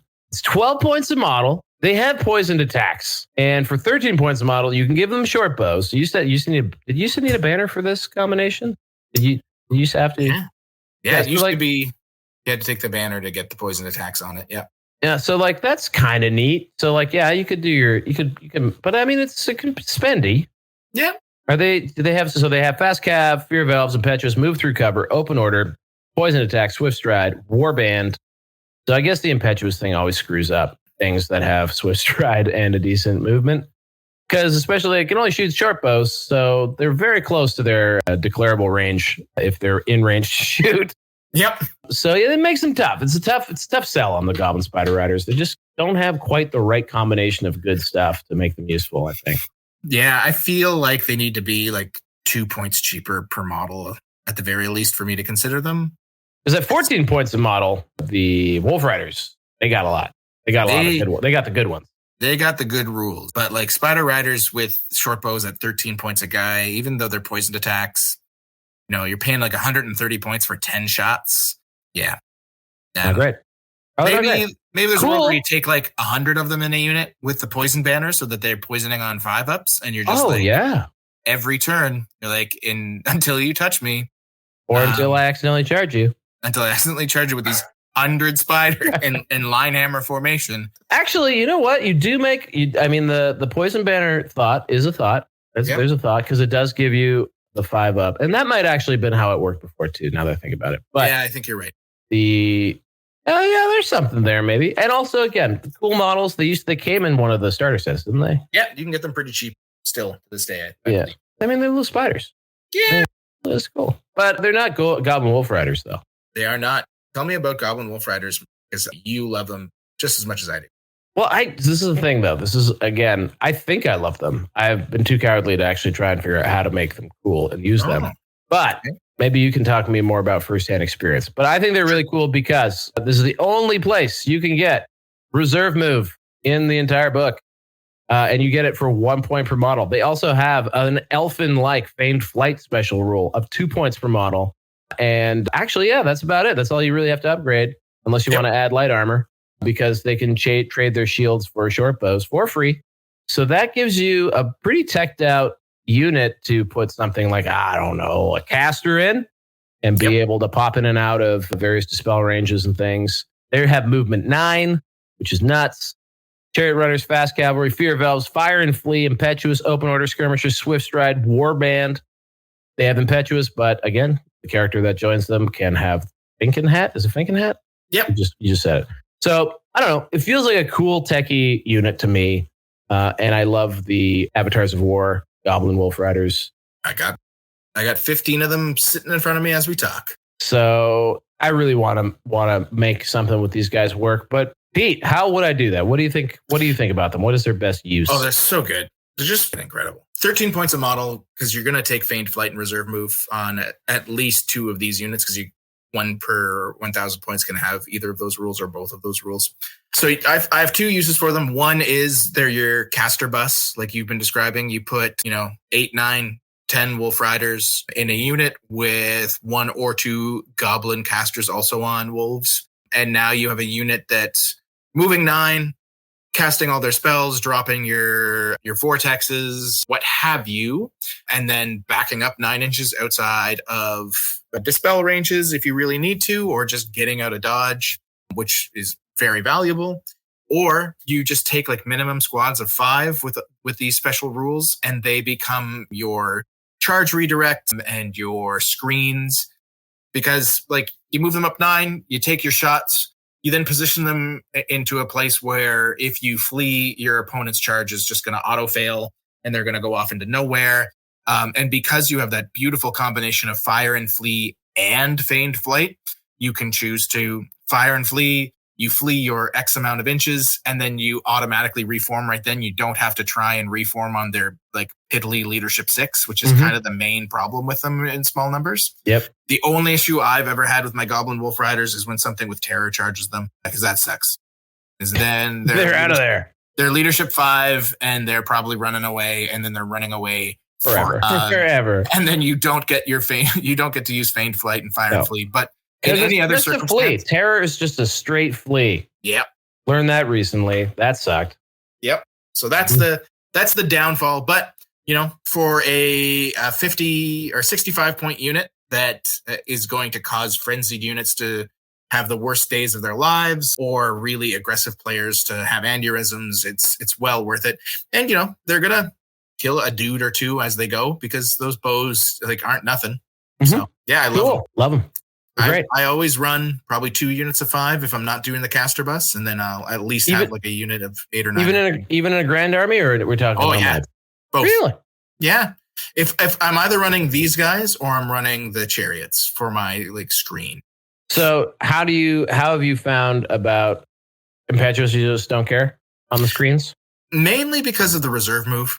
Oh, because I'm kind of pick how far away they are. Yeah, so I get to reposition myself in such a way where I don't normally care. And then it's a 65 point unit, so if my opponent does manage to bait it, like I'm not super pissed because my Black Orcs aren't the ones in this situation. My Wyvern boss isn't the one in the situation, etc. Right? Yeah. And then if my Wyvern boss is in the right spot, they're not impetuous anymore anyway. So. Oh yeah. Okay. Good point. Good point on that one. All right. Well, Goblin Wolf Riders, everybody. We got love for them. And here's my favorite unit. Yes. This is what I use instead, probably, of Goblin Wolf Riders. Maybe I'm about to make the change. I don't know. These are quite good too. I really love the Night Goblin Squig Hoppa mobs. We already talked about what is called in this context a Bounder Squig, as opposed to the Squig Herd Squig. He's got a movement of 3D sticks. He's weapon skill 4. He's strength 5. He's initiative 4. He's 2 whopping attacks. He's got a goblin on top of him. He's got a night goblin on top of him. Same old goblin bullshit. 12 points. And just wonderful. I take them as a unit of 5 with just a boss on them. So I guess it gets what are they, like 65 points, 50, 66 points. Yep, 66 points. And no other upgrades. And for me, I find that if they do manage to live to the end of the game or like the late game, they are a real pain in the ass because when they charge you, those up to 10 attacks from the actual squigs are not messing around. They're strength 5, -1 AP, armor being 1, and not a bad weapon skill either. In this case, the rider is kind of like the mount usually is because Yep. So anyway, I really, really love them. The random movement especially allows you to, even to this day, be pretty shisty with how they get around. And every now and again, they just decide to go 18 inches or something over 15 inches, which is bananas. They can flank charge and hold up things. And they have impact hits. They have impact hits, which I've never rolled in my life. Well, now you know. God damn it. Now you know that have been... Wow. Yeah, all of that, good. And I had no idea. Now, the impact hits would be the squig itself? Yeah, so strength 5. Look at that. Strength 5, no AP? Yeah, you wouldn't get AP because they're not. All right, I'm not so mad about it. But still, Oh, yeah, that's huge, especially if you're just going to beat up, say, some Goblin Wolf Riders. Yeah. Who can't react to you because you're randomly moving into them. That's the big thing about random movement that we didn't talk about. So much. I always hated random movement when you were forced to do it. And then in our second game, you and I played, because our first game really didn't count because everything died immediately. But that second game, when you started actually using random movement the way it's supposed to be used, and I had to just keep being like, stop. I need to read this because I was getting really frustrated. I was just like, you can't do that. No, really. And then I read it again. I'm like, yeah, now you do have, now they are restricted to they worded it so convolutedly because it's not as simple as I thought originally at first blush, but they have to follow the rules for charging in the chart on page 256 or whatever the hell it is. And so, I just sort of think of it as like they have to charge in the arc that they start in. Yep. That's basically it. But whereas before you could do these like hook shot charges and all kinds of silly ass bullshit. You can't do that. But you can also now, it was fully errata. They don't even have to move anymore, which again, that opens up the ability to teleport them if you're running elementalism. All kinds of fun stuff. It's weird that they move in the compulsory movement phase and they're not compulsed to move. Yeah, right? Yeah, right? Right? Yeah, right. Yeah, I feel like that's one of those rules, and I'm not saying this to demean the rules writers in any way, but I just sometimes have a feeling that like they write the rule but don't realize that like what the words actually meant. Like sometimes some people like they write a thing and then they forgot that, oh yeah, when I put an and where that thing is, it changes what the sentence means. Sometimes with stuff like this I feel that way, and then as soon as they're going to play somebody that plays it properly, they'll be like, oh yeah, that's bad. I just sort of I just always picture like GW rules writers as just like a guy with like a butt, like a cigarette hanging out on his lip, just glued to his lip on an old fashioned typewriter, doing something else while someone asks him questions in extreme detail about the game, and he 100%. just sort of hand waves and yada yadas his way through that conversation. Yeah, guaranteed. Like I mean, back in the day, they would just have like anybody. Right? They'd just be some guy and they'd be like, okay, so today you need to sculpt Gazgul. And at the end of the day, can you please tell me what a squig hopper does? And exactly. Like, cool, okay, yeah. And I don't think it's that far off. And it seems to this day. God bless him. God bless him. Okay, well, back to this because we've been going at this for like 18 hours. Turns out Night Goblin Squig Hopper mobs have impact hits. You heard it here first, guys, and I hope you all appreciate how much I get wrong every single day. And yet, still, I listen to the Square-based podcast whenever I can on my long drives to work. Just grinding those molars. Oh, you have no idea. Flat. It's flat. Can't even chew lettuce anymore, folks. No, I just scream. My hands are up in the air. I'm like, no. But I refuse to, actually, you guys. I refuse to send you any messages in that regard. Anyway, Orc Boy Chariot, 90 points. I get lots of shit wrong all the time. We should do that. We should do that as part of the show. All the shit I got wrong. It's crazy how much stuff there is to know. These are very good. Yeah, 90 points, strength 5, tough 5, 4 wounds. They've got 2 orc boys on the back that have cavalry spears, so they're strength 4 on the charge as well. Their boars are going to be strength 4 on the charge because of Tusker charge. They can have frenzy if you want, just the guys on the back, and they can have war paint, which is actually kind of cute if you want to bump this unit up to like 104 points. And they don't lose. Do they lose their armor save? No, they keep their 4+, so they have a 4+, 6+. What? Yeah. What? By the way, that's the Shadow 3rd Savage Orc unit that you can have. Yep. And like D6+1 impact hits on a heavy chariot, so AP2. They're warband, so they reroll their charges. I really like the Orc Boy Chariot, Orc Boar Chariot, and like my style of play, it appeals to me greatly. The thing is that it's usually like the last thing I cut from my list. I'm always like, I get to the end of my list, I'm like, okay, I've got 80 points left. I want to buy this thing. I guess my chariot has to go. Yeah. So. I've steadfastly, I'm in the same boat, but it's the Mangler, and I've so far steadfastly refused to remove him, even though it's probably the right, or at least replace him with a boar chariot. Yeah. I may have shit talked the Mangler so bad that I can never take it back. No matter like what happens, I will eventually lose a major tournament or something to Manglers, and I will still be like, no, that did it. Can't be. But the Orc Boar Chariot is like a legit unit. I do rate them. Yeah. Like fully look at these guys. They are very strong. Reroll charges on anything is great. So. Also, I was looking at the war paint there, and who gets the war paint? Does it say the crew has the war paint? That's a good question. It says a frenzied chariot may have the war paint special. Because anyone with war paint can't wear armor, but does a chariot fucking wear armor? No, it doesn't. It just comes with a base armor value, right? It's considered a mixed armor value, so they give it a 4+ armor. Anyway, this is way in the weeds. Yeah, we can move on. It is, and I'm sure there's I know what you're doing, and I'm sure there's an argument somewhere where someone will be like, he doesn't get he has to have nothing. You can't have a 4-up and a 6-up. But anyway, I like that idea, and also it's cool to have Savage Orc boar chariots. You kidding me? Yeah, it's fun as hell. Goblin Wolf chariots. Yes. These are like the other ones, except faster and lower toughness. They're strength 5, toughness 4, 3 wounds. 53 points each. 2 giant wolves, three goblin crew. Do they come with short? They comes with short bows for those 53 points. Not even an upgrade. You can add a 3rd giant wolf for reasons. Don't know why. For 5 points. You can now. These are also they come in units. That's one of the neat things about them. 1 to 5 can be used as a character mount. Fear of Elves impact hits D3+1 impetuous open order swift stride warband. Yep. Man, this whole like. Not having to be more than one model to reroll your charges thing that Warband gives you that I totally missed for the past 6 months.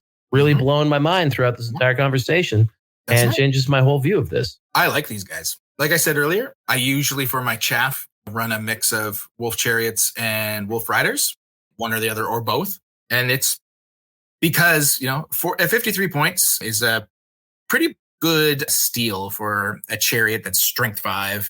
D3+1 impact hits isn't terrible.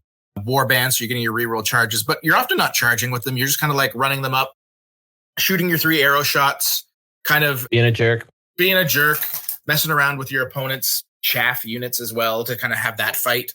Oh my goodness. That's basically it. I have not tried running them in units. I had a couple lists where I wanted to do it, and then when Mr. Hefflefinger sent me these beautiful 3D printed avatars of war Goblin Wolf Chariots, I've realized they do not rank up at all the way they're built. It's just impossible. Because of the spikies? Because of the spikes, and I don't want to take the spikes off because they look so cool. So dude, those sides are dangerous. Oh yeah, like I've cut myself on them already. But yeah, I will never run them in a unit because of that, just for aesthetic reasons. Also, homie, there's a very good reason why you could add a third wolf, because it could be Grom the Paunch. Oh yeah, I forgot all about him. No, people probably talking about screaming at us in the car. Yeah, like, oh yeah, as if a nation of orc nerds cried out, suddenly silenced. Starling pump wagons. Anything else to say about them? They're good. The Goblin Wolf Chariots, not pump wagons. No, do it now. Tell me all about pump wagons. Pump wagons. They're 35 points. They're 35 points. Also, I just want to shout out 53 points for toughness 4/3 wounds. That's what's always hung me up on the Goblin Wolf Chariot. Yeah, because it's 3 toughness 4 wounds. That ain't ain't a lot. Not a lot. One might say that ain't shit. I think for the similar points, the Wolf Riders are way better. If you're doing what you're saying you're doing with them. I agree. Snarling pump wagons, 35 points. So they cheap. They can come in units now for some reason. They're a light chariot, random movement 2d6, and have none of the awesome, cool things they used to have. I don't know why they... It's not like this is an AOS model that they couldn't make cool. They just decided to not give them all the... They used to have all these upgrades, and did they run out of page? They didn't even run out of page. There's room on the page, guys. Yeah. It's a real bummer, because the first model I ever kit bashed was a Snotling wagon, and I kit bashed the shit out of it. And I wish I still had it because I gave it to a friend when he moved away. But like, I made it out of like 80 goblin shields of different types. Whoa, cool. that I glued together to make like the walls and the base. And I had all these spears from different armies that I attached like round shields to. And I had the old Snotlings. A friend of mine had all of the old pewter ones, the ones that were like mooning people and giving people the finger. And I had those like all built around it. I built a steering wheel, like a pirate ship steering wheel out of spears and a shield. This is guys, get at Pete. Do you have any pictures of this thing? You got an old Polaroid of it? But the friend of mine that I gave it to moved back. I should see if he still owns it, because it was sick. I had a little... I'd love if we got a picture of it. It's just like a horrible clump of like poorly glued together. I will say it is way too big for what a pump wagon is actually supposed to be, because like I gave it the wings for the wing upgrade, and it was 2 of the old battle standards wings or whatever. Yeah. No, I used 2 battle standards from the orc savage orcs. So they were massive coming out the sides, and even had a little pole with a bucket on the top that I had a Snotling sitting in with a flag on that. From the Ogre Spruce? Yeah, from the Ogre Spruce. Yeah. Oh yeah. Anyway, I went all out, and then this friend of mine painted it for me. And then when he moved, I was like, you know what? You can have it. You can use it for whatever you want. And that 5-minute ramble about a beloved conversion that Pete made maybe a decade plus ago is still better than the actual Snotling pump wagon. Yep. I also almost cut off my thumb gluing together a legit one made of pewter. So yes, both. You can get these if you really do want to run this. You can use them. You can get the Blood Bowl one. That's in print. But I guess we should mention what it does. Armor Bane 3. Okay. On the impact hits. Immunopsychology, impact hits, D3+1, loner, open order, random movement. Can be taking units of up to 6. I don't know. Maybe that'd be fun. But 2d6 movement stinks. Yeah. Like 3d. Yeah. Anyway, there we go. Leadership pump wagons. 4. We're sad about it. 4. Like, give us the pump harder rule. The pump harder rule is so sick. You used to be able to roll an extra dice because you were pumping harder. You'd yell, pump harder, boy. And harder. And they never did. Sometimes they did, or sometimes they do something dumb. Anyway, wyverns. These are the bee's knees. 130 points, 3 attacks, weapon skill 5, strength 6, +1's toughness. So your toughness 6 with whatever's riding them, +4 wounds. They got AP 2 attacks. They fly 9. They have stomps, swift stride. They cause terror. I love them. They're great, but mine are just big dumb dildo baggins. They never. I think I've hit once with like their attacks. It's like their weapon skill 5. They should be able to hit something. They never do. The one bummer about them that also was pointed out recently, on top of all the rules I've learned in this episode, I recently learned that they're not behemoth. They're a monstrous creature. No, they aren't. Yeah, that's kind of a bummer. So they don't get the -2. But anyway, they're great. They're fantastic in the context of Orcs and Goblins, and It means that your big combat character is like 300 points instead of 300 and change or I don't even know what a dragon costs. 600. 600 and change. There you go. Yeah. You're less wounds, but not by a lot. Anyway. Now, if you want a 500, if you want a 500 point character. Here we go. The Ragnarok Spider. This is a behemoth. It's got a base 4+ armor, strength 5, tough 6, 7 wounds, initiative 4, 6 attacks. It has 8 goblin crew as well. So like no slouch. You could pay 35 points to give it a strength 2 template thing that you just don't do because it's bad now. Empire Mortar. I guess that's like an Empire Mortar, basically. Although no, it doesn't have the multiple wounds. And it's not AP. Yeah, it's also AP 0, AP 1. Whereas Empire Mortar actually has good AP. My occasional dyslexia ignored. I read that as -1. So, and it has 1 super attack. One of its attacks every turn it strikes first is multiple wounds, D6 poison, AP 2. This is a character mount. Yeah, it's too expensive, but otherwise seems like it could be good. Yeah, it's one of those things where you're going to play it in a game and you're going to be like, this was the best fucking thing in my army. It killed all of my opponent's shit. And then you're going to play like 6 games afterwards where you're like, I spent 310 points on that. Because unfortunately, you can't put like a really cool combat character on top of this thing. You're kind of stuck with But you can add 3 wounds to it and make it a like Wa Magic Orccaster with the biggest area of effect ever. I guess that's true. Yeah. Yeah, because it's on the 100 by 150 and there's some bubble magic in there. I don't know. It's a giant spider. It's hard to not love this model even when it sucks. And I would not dare say this sucks. This is decidedly middle tier option, I think. Yeah, I mean it does have stubborn. I've thought about trying to fit it in a nomads list, but because you could do that, but I don't know. Anyway, the big Mangler's probably better. Mangler's unit in the game. By far, there's not a single unit that is more useless. Val, change my mind. This is the gamble, and I am a gambler. Okay, I'm a Warhammer gambler. I don't actually gamble, but I play Warhammer. And when I play Warhammer, I play to lose. Like devastating bad dice rolls are kind of what I live for, and that's what the Mangler Squig delivers for you.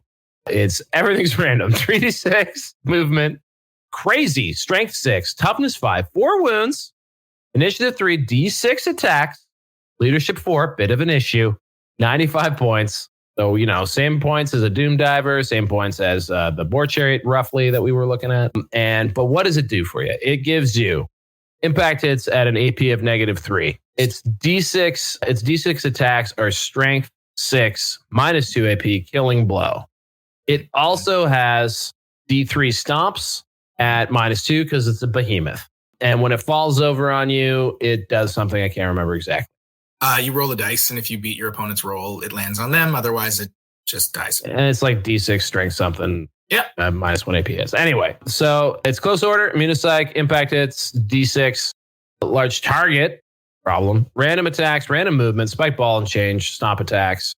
Spike ball and change is the -3 AP thing I talked about. And they treat all difficult terrain as dangerous terrain. So this guy is potentially just a stone cold killer. He also sometimes just pees down his leg, moves 4 inches a turn, and then gets shot off by whoever gets around to killing him. So it's really, it's a grab bag of outcomes. I love him. One of the best models, maybe, that exists, especially the new one. Beautiful. Yeah. So I've got 2 of them, and I struggle to quit them. I can't quit them. I will say this. I hate them because everything about them is random. I've played against them a lot. Have they done you've long proclaimed that they've done 0 ever. You've probably seen them since. Have they done anything since? Well, you know that in our 3 games we've played where you use them, they have done 1 wound. I mean, at some level I knew that, but I don't form memories, Pete. So next time could be different. But in my since games, I've had a few more since. There was one game in particular when I was using my super cool Chaos Warrior, Demon Prince list that I was kind of jazzed about, where one of them killed all of my chosen. I had 15 chosen, 3 units of 5 that I like to run around. He just Pac-Man'd his way through it? Pac-Man'd his way through all 3. That's my boy. That's a good mangler. I had some bad saves, but at the same time, I was riding a 5-up invuln or ward save, I guess, to him just constantly rolling 6s on on impact hits and 3s on stomps. The killing blow is something I can't really deal with sometimes. So yeah, so that guy got his points back for sure. So maybe I will say this about him. Even if he doesn't get his points back, he for everyone except you, does strike some degree of fear in people's hearts. And he is an interesting, expensive redirector because he's close order. Also sucks that he's not big enough yet to get the +1 combat res. Thanks, FAQ. So he's much like so he's only a strength 4. But I do he can do other jobs than eating things and also just be scary looking. This is a very intimidating piece. I don't know. I'm making excuses for him. This is definitely my irrational choice. I'm like, you might be trying to defend him a little much because I've been so violently against him, and I really shouldn't have been. It's a fine model, and if you're running 2 of them or 1 of them, you are not making a mistake. It does a lot, and it is. I feel like Pete's gaslighting me right now. No, it's a bullet for real. Maybe not against like dwarves or something like that, because but like for me, when I was playing wood elves, I would always target it out first. That's shots I'm not putting into something else. Yeah, he would chew through anything on a wood elf board if he could get there.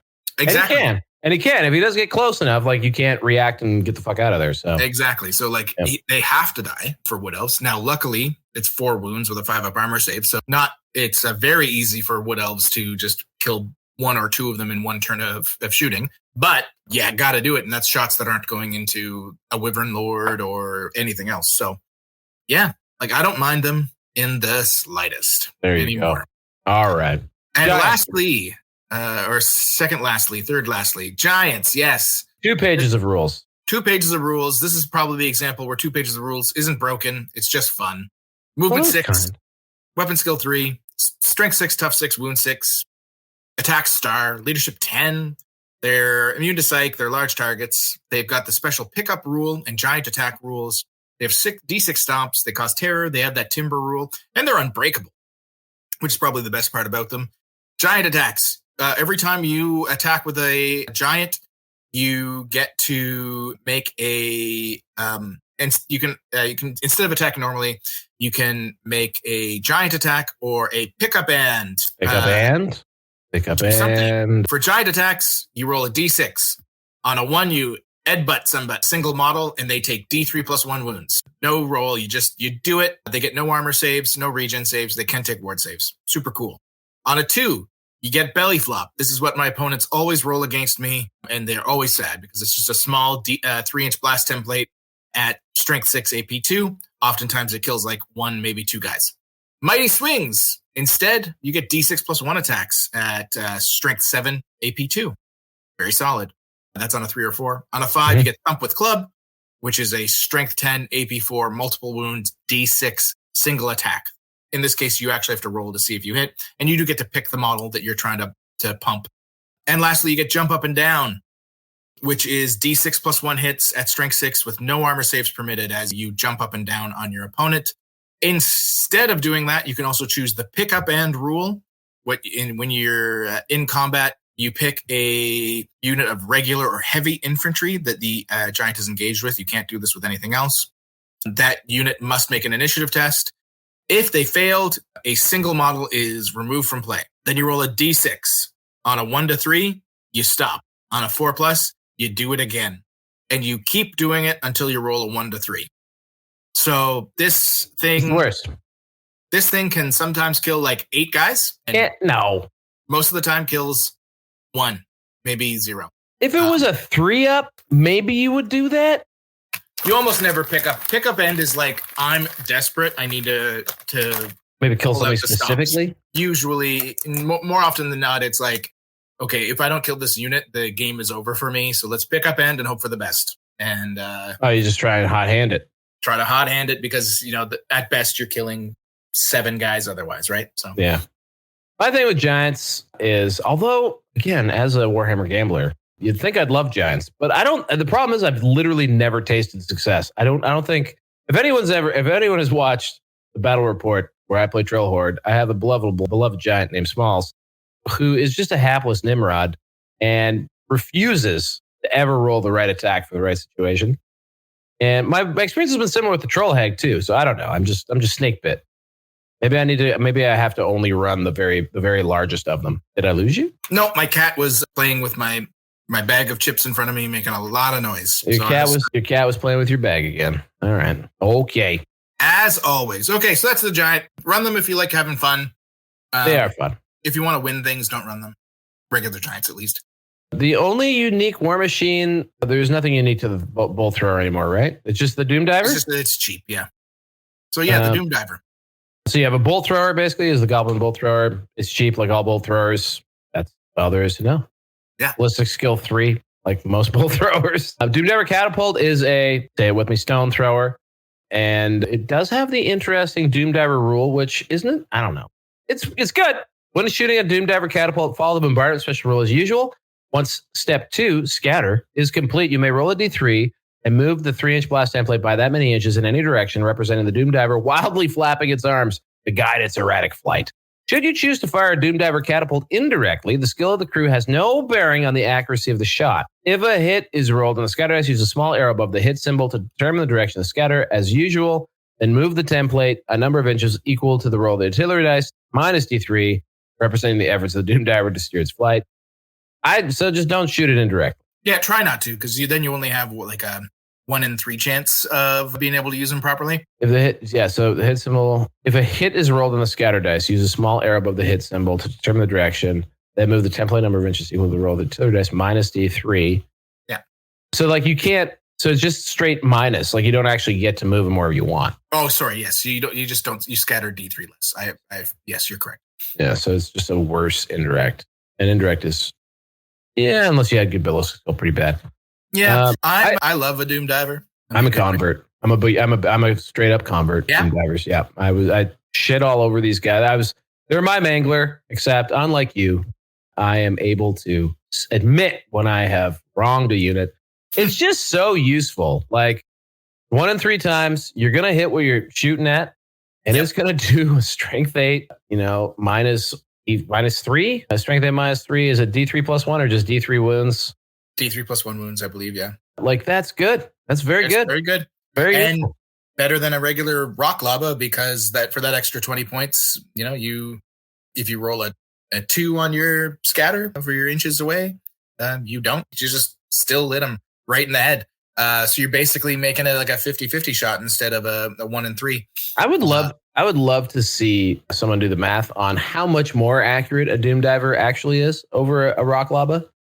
Because like, you're right. Like, especially since what you really care about is whatever's under the middle, right? Yep. And so like, there's, I guess, a fair amount of larger things that it's potential for you to like, not like, if you roll the 2, like you could still get that, you can still get that center on the model itself. Yep. But yeah, so I wonder how much more accurate the Doom Diver actually is. Because for 20 points, the Rock Lobster is 75 points. Exact same thing without all that flapping of wings and such. Yep. Still get you, and one more toughness. Never noticed that. And one more wound. Never noticed nor cared about either of those things. Look at that. Toughness 5 with 3 wounds. Cool. So yeah, rock lobbers. I don't know. Maybe there's a good value play there if you're just looking for that hitting that hit.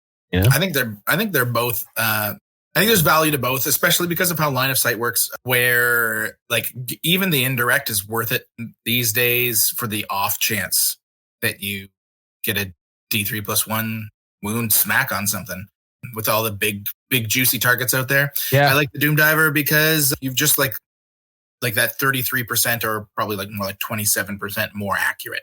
Yeah. When it comes to things. So yeah, cool. And that's all our units, folks. Wow. We have orc bullies. Just don't take them. Yeah, there's no reason to ever take an orc bully. So all we have left for you, we have 2 things basically. We have our magic items and we have the 2 lores. And we've kind of touched on the lores. Let's get through these magic items. How about, because we've been going for so long, let's just talk about our favorites.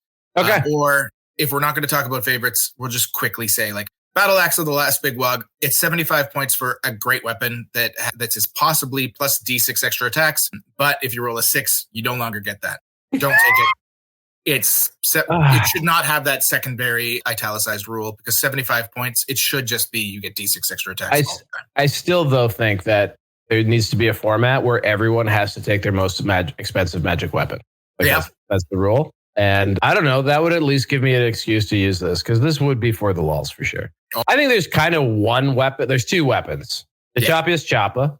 What a classy magical weapons. It's broad, heavy bladed choppa boasts a wickedly sharp cutting edge. What's more, no amount of relentless chopping through armor and hacking through bone ever seems to dull it. It's the choppiest choppa. It's 35 points. It's -3 AP. It's magical attacks, +1 strength. What more do you need? Nothing. It's beautiful. 35 points for a great weapon that's -1. Well, sorry, not even a great weapon. It's just a one-handed, amazing weapon. Take it, guys. Always take this. And then I believe Wallop is the other one you think is really worth it at 15 points. The rebellious goblin known as Wallop wielded a wondrous weapon, yet what he is most remembered for is his turn of speed, being able to easily outpace even the most irate of orcs. It's strength 10, AP 3, strikes first weapon. However, it can only be put on goblins and night goblin bosses, and it's single use. Once per game in the first round of a combat, the wielder can choose to use its abilities. After that, it's just a hand weapon. So it's 15 points for a one-shot chance to just dome something that you really need to kill or wipe out a front rank or part of a front rank. One problem is, although it's wounded on 2s pretty much universally, you still got to hit with it. And yeah, I love it. At 15 points, who gives a shit? Like, go for it. Yeah. Oh, I love it. This is one of those, like, I think the cop out on every magic item ever is like, well, if you have the extra points. I feel like the one hit window is almost always that 15 points for me. It finds its way and it's just too good to pass up. And if it's on a BSB, if you're running a weedy BSB, you put this on it, it gets challenged out. That maybe buys him another turn of life because he gets 4 strength 10 -3 AP strikes first attacks, which is comical. Oh yeah. Excuse me. Magic armor. The troll hide trousers, Val. What are these? They are foul smelling and uncomfortable. Troll hide trousers possess remarkable regenerative properties. 40 points may be worn with other armor. Hell yeah. The wearer of the troll hide trousers improves their armor value by 1. Excellent. To a maximum of 2+. In addition, there's more. The wearer has regeneration 5+, and not flammable, despite it being made of troll hide. Love it. Wish wizards could take it. I feel like thematically it would work, but that's asking a lot because it's just so good. I mean, it's a 40-point common item. That's absolutely. It's like probably the second best common item in the game after the Phoenix Gem for High Elves. So good. It's so dumb. Armor of Mork, it's just armor that gives you magic resistance. Don't take it. Talismans. Collar of Zorg is interesting. Is it? Yeah, it's. I've seen people take it. How? Okay, hold on. Go ahead. Okay, so it's 20 points, right? But for that 20 points, any unit that is riding a mount of any kind or is considered like a war beast is -1 to hit you. That includes big old dragons. Okay. So that's the only time I've ever seen it is people using it because both the mount and the character on top of it are -1 to hit you for 20 points. It's not terrible. Any enemy beast of burden that directs its attack against the wearer of the color of Zorga or their unit in the combat phase. So would not any enemy... So it's just the guys. Yeah, that's why I went, is it? So yeah, like you get defense against demogryphs and squig hoppers and dragons. And dragons. Sure, but and dragons don't have crazy weapon skill, do they? Or they some of them do. Depends. Chaos Dragon and the Elf Dragons are like weapon skill 6s and 7s. So Glowy Green Amulet, I would shout out because I did have it in my list for a while. I think I don't anymore, but like when I was trying to protect my Black Orcs against things like a rust, for example, this seemed pretty good. So this unimposing green amulet, I'm doing the Peter voice, grows even brighter as it absorbs magic. Sooner or later, it's going to explode. If the bearer and any unit they have joined is the target of an enemy spell, they must use the glowy green amulet instead of making a wizardly dispel attempt. Roll a d6 and a roll of 2+, the spell is dispelled. However, if a roll of 1 is rolled, glowy green amulet explodes, it's destroyed, and abused again. Bearer loses a wound. You can guess how many times the first time I've used it, it was a 1. Many times. It's out of my list, but I do think it's appealing. 2+, I just say no, Especially if you have like a core, like really expensive unit you're trying to protect. It's definitely like a big unit of Black Orcs or Boar Boys. Yep, I can see the value for sure. Let's hear. Magic standards. All of them are good. Yep. Like I would say maybe Guffs is meh, but you can still put that on goblins and it's fine. Yep. But Big red raggedy flag. We've talked about it already. I belong to the great hero, Rowdy Porker. No! And use it to this day. I literally messaged Pete when I first read this. I was like, look, I don't know when you're going to do the Orc and Goblin review, but when you do it, I need to be on it so that I can read out Rowdy Porker. This tattered banner belonged to the great hero, Rowdy Porker. We've talked about this before. At 50 points, it's still very good. +1 weapon skill, +1 combat res. Amazing on a bunch of different units. Wog banner, 40 points. Blessed by the Orc Shaman, this banner fills those that march under it with a great sense of urgency. It increases your maximum charge range by 3, and when you make a charge roll, you add D3 to the result. Aces. Super love it. The banner of Birchery. This rough-hewn totem has absorbed a great amount of primal orc fury. 35 points. All models in a unit carrying the banner of butchery have a +1 modifier to their strength characteristic during a turn in which they charge. So good. Guff's Windy Banners, 20 points to reroll panic tests. Next up, enchanted items. Is there one here that you like? The button hat. I think there's a meta there, which is because it's a common item. Let's read it. A Ned button hat gives its wearer impact hits 1. This impact hit has an armor piercing characteristic of -2. So yeah, you can fit 6 of them on one character. Jesus Christ, Val. Yes, you can. Crap. Or even 3, like on a Wyvern war boss, like who's not, maybe if you don't bring a magic squad. We're done. This is what's happening. What? I'm doing it. I did not to this day consider putting 6 of them on the same guy. It's happening. There you go.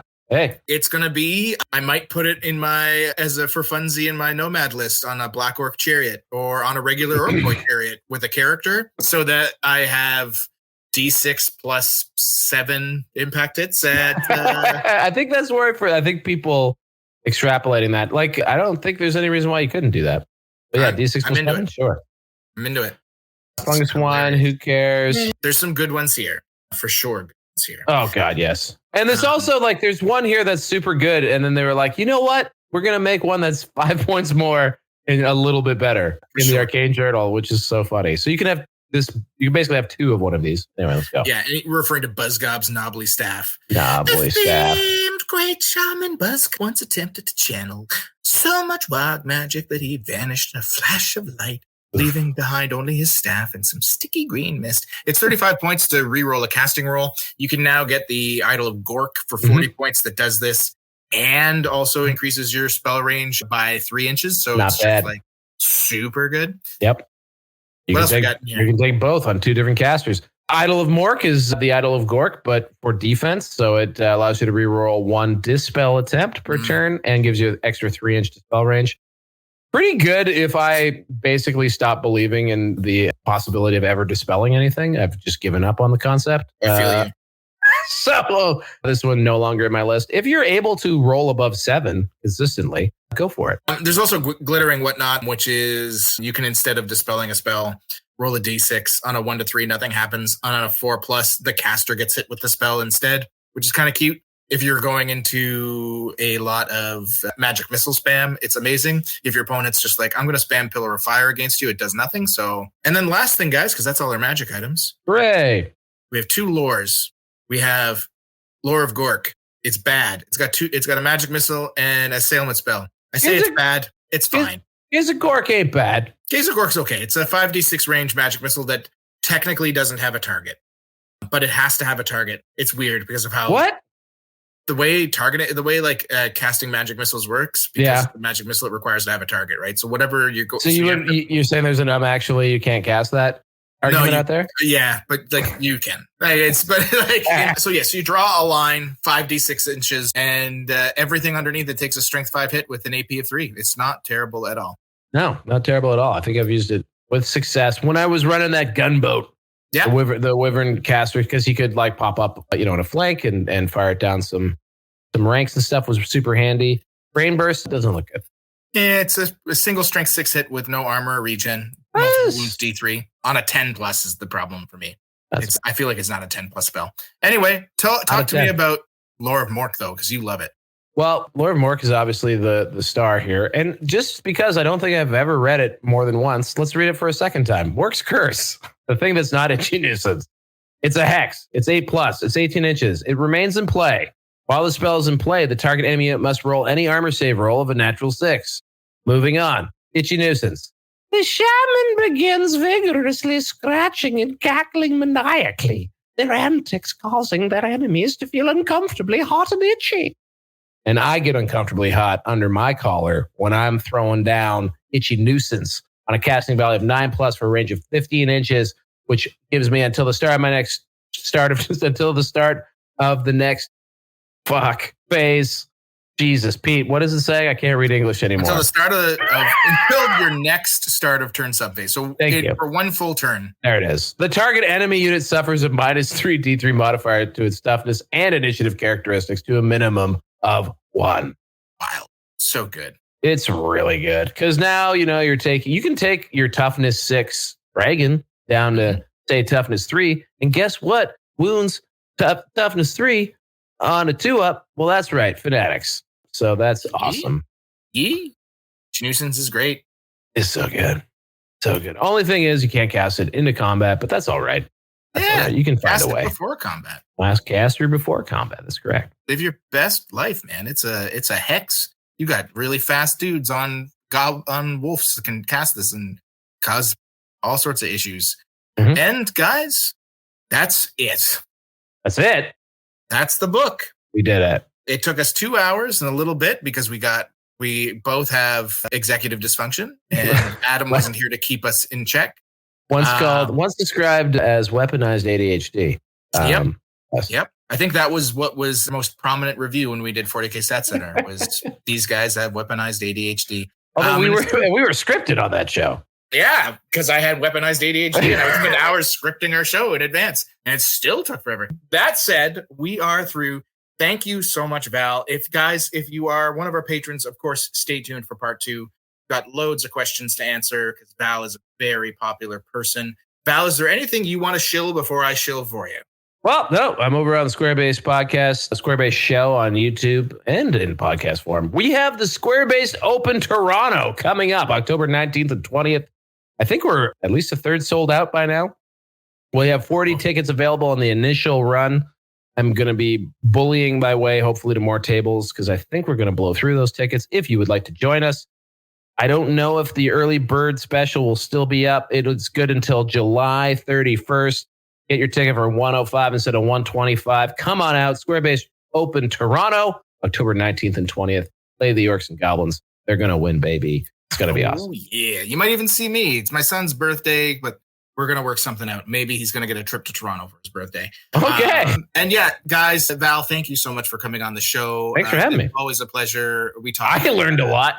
Yeah. I mean, I love listening to you talk, so it's great for me. And guys, definitely check out Squarebase if you don't already. I'm sure most of you already do. It's probably the best old world podcast/video format shenanigan in the market, in my opinion. While, I can wax poetic about the combat and Danny can wax poetic about why I'm wrong and Adam can ask us the right questions, Val and Rob just put on a well-produced show. We could do neither of those things. That I love very, very much. Hey, I mean, you guys have the experience. You're running lots of tournaments now. I'm so excited to see them. That's true. The Square-based online GT, I'm sure, has given us a ton of insight that we may not have already had about the old world. And I can't wait to hear about it. SBot 2, even more so. SBot 1 was definitely an experiment. But yeah, once we get it locked in and but it was really, really cool. Over 100 people playing online. And I think around 80 made it to the end, which is kind of nuts. That's wild.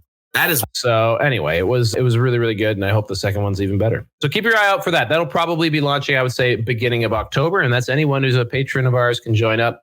And if actually you're seeing this, I don't know. The final for the original SBot is scheduled for Friday, August 2nd, 9 a.m. EST.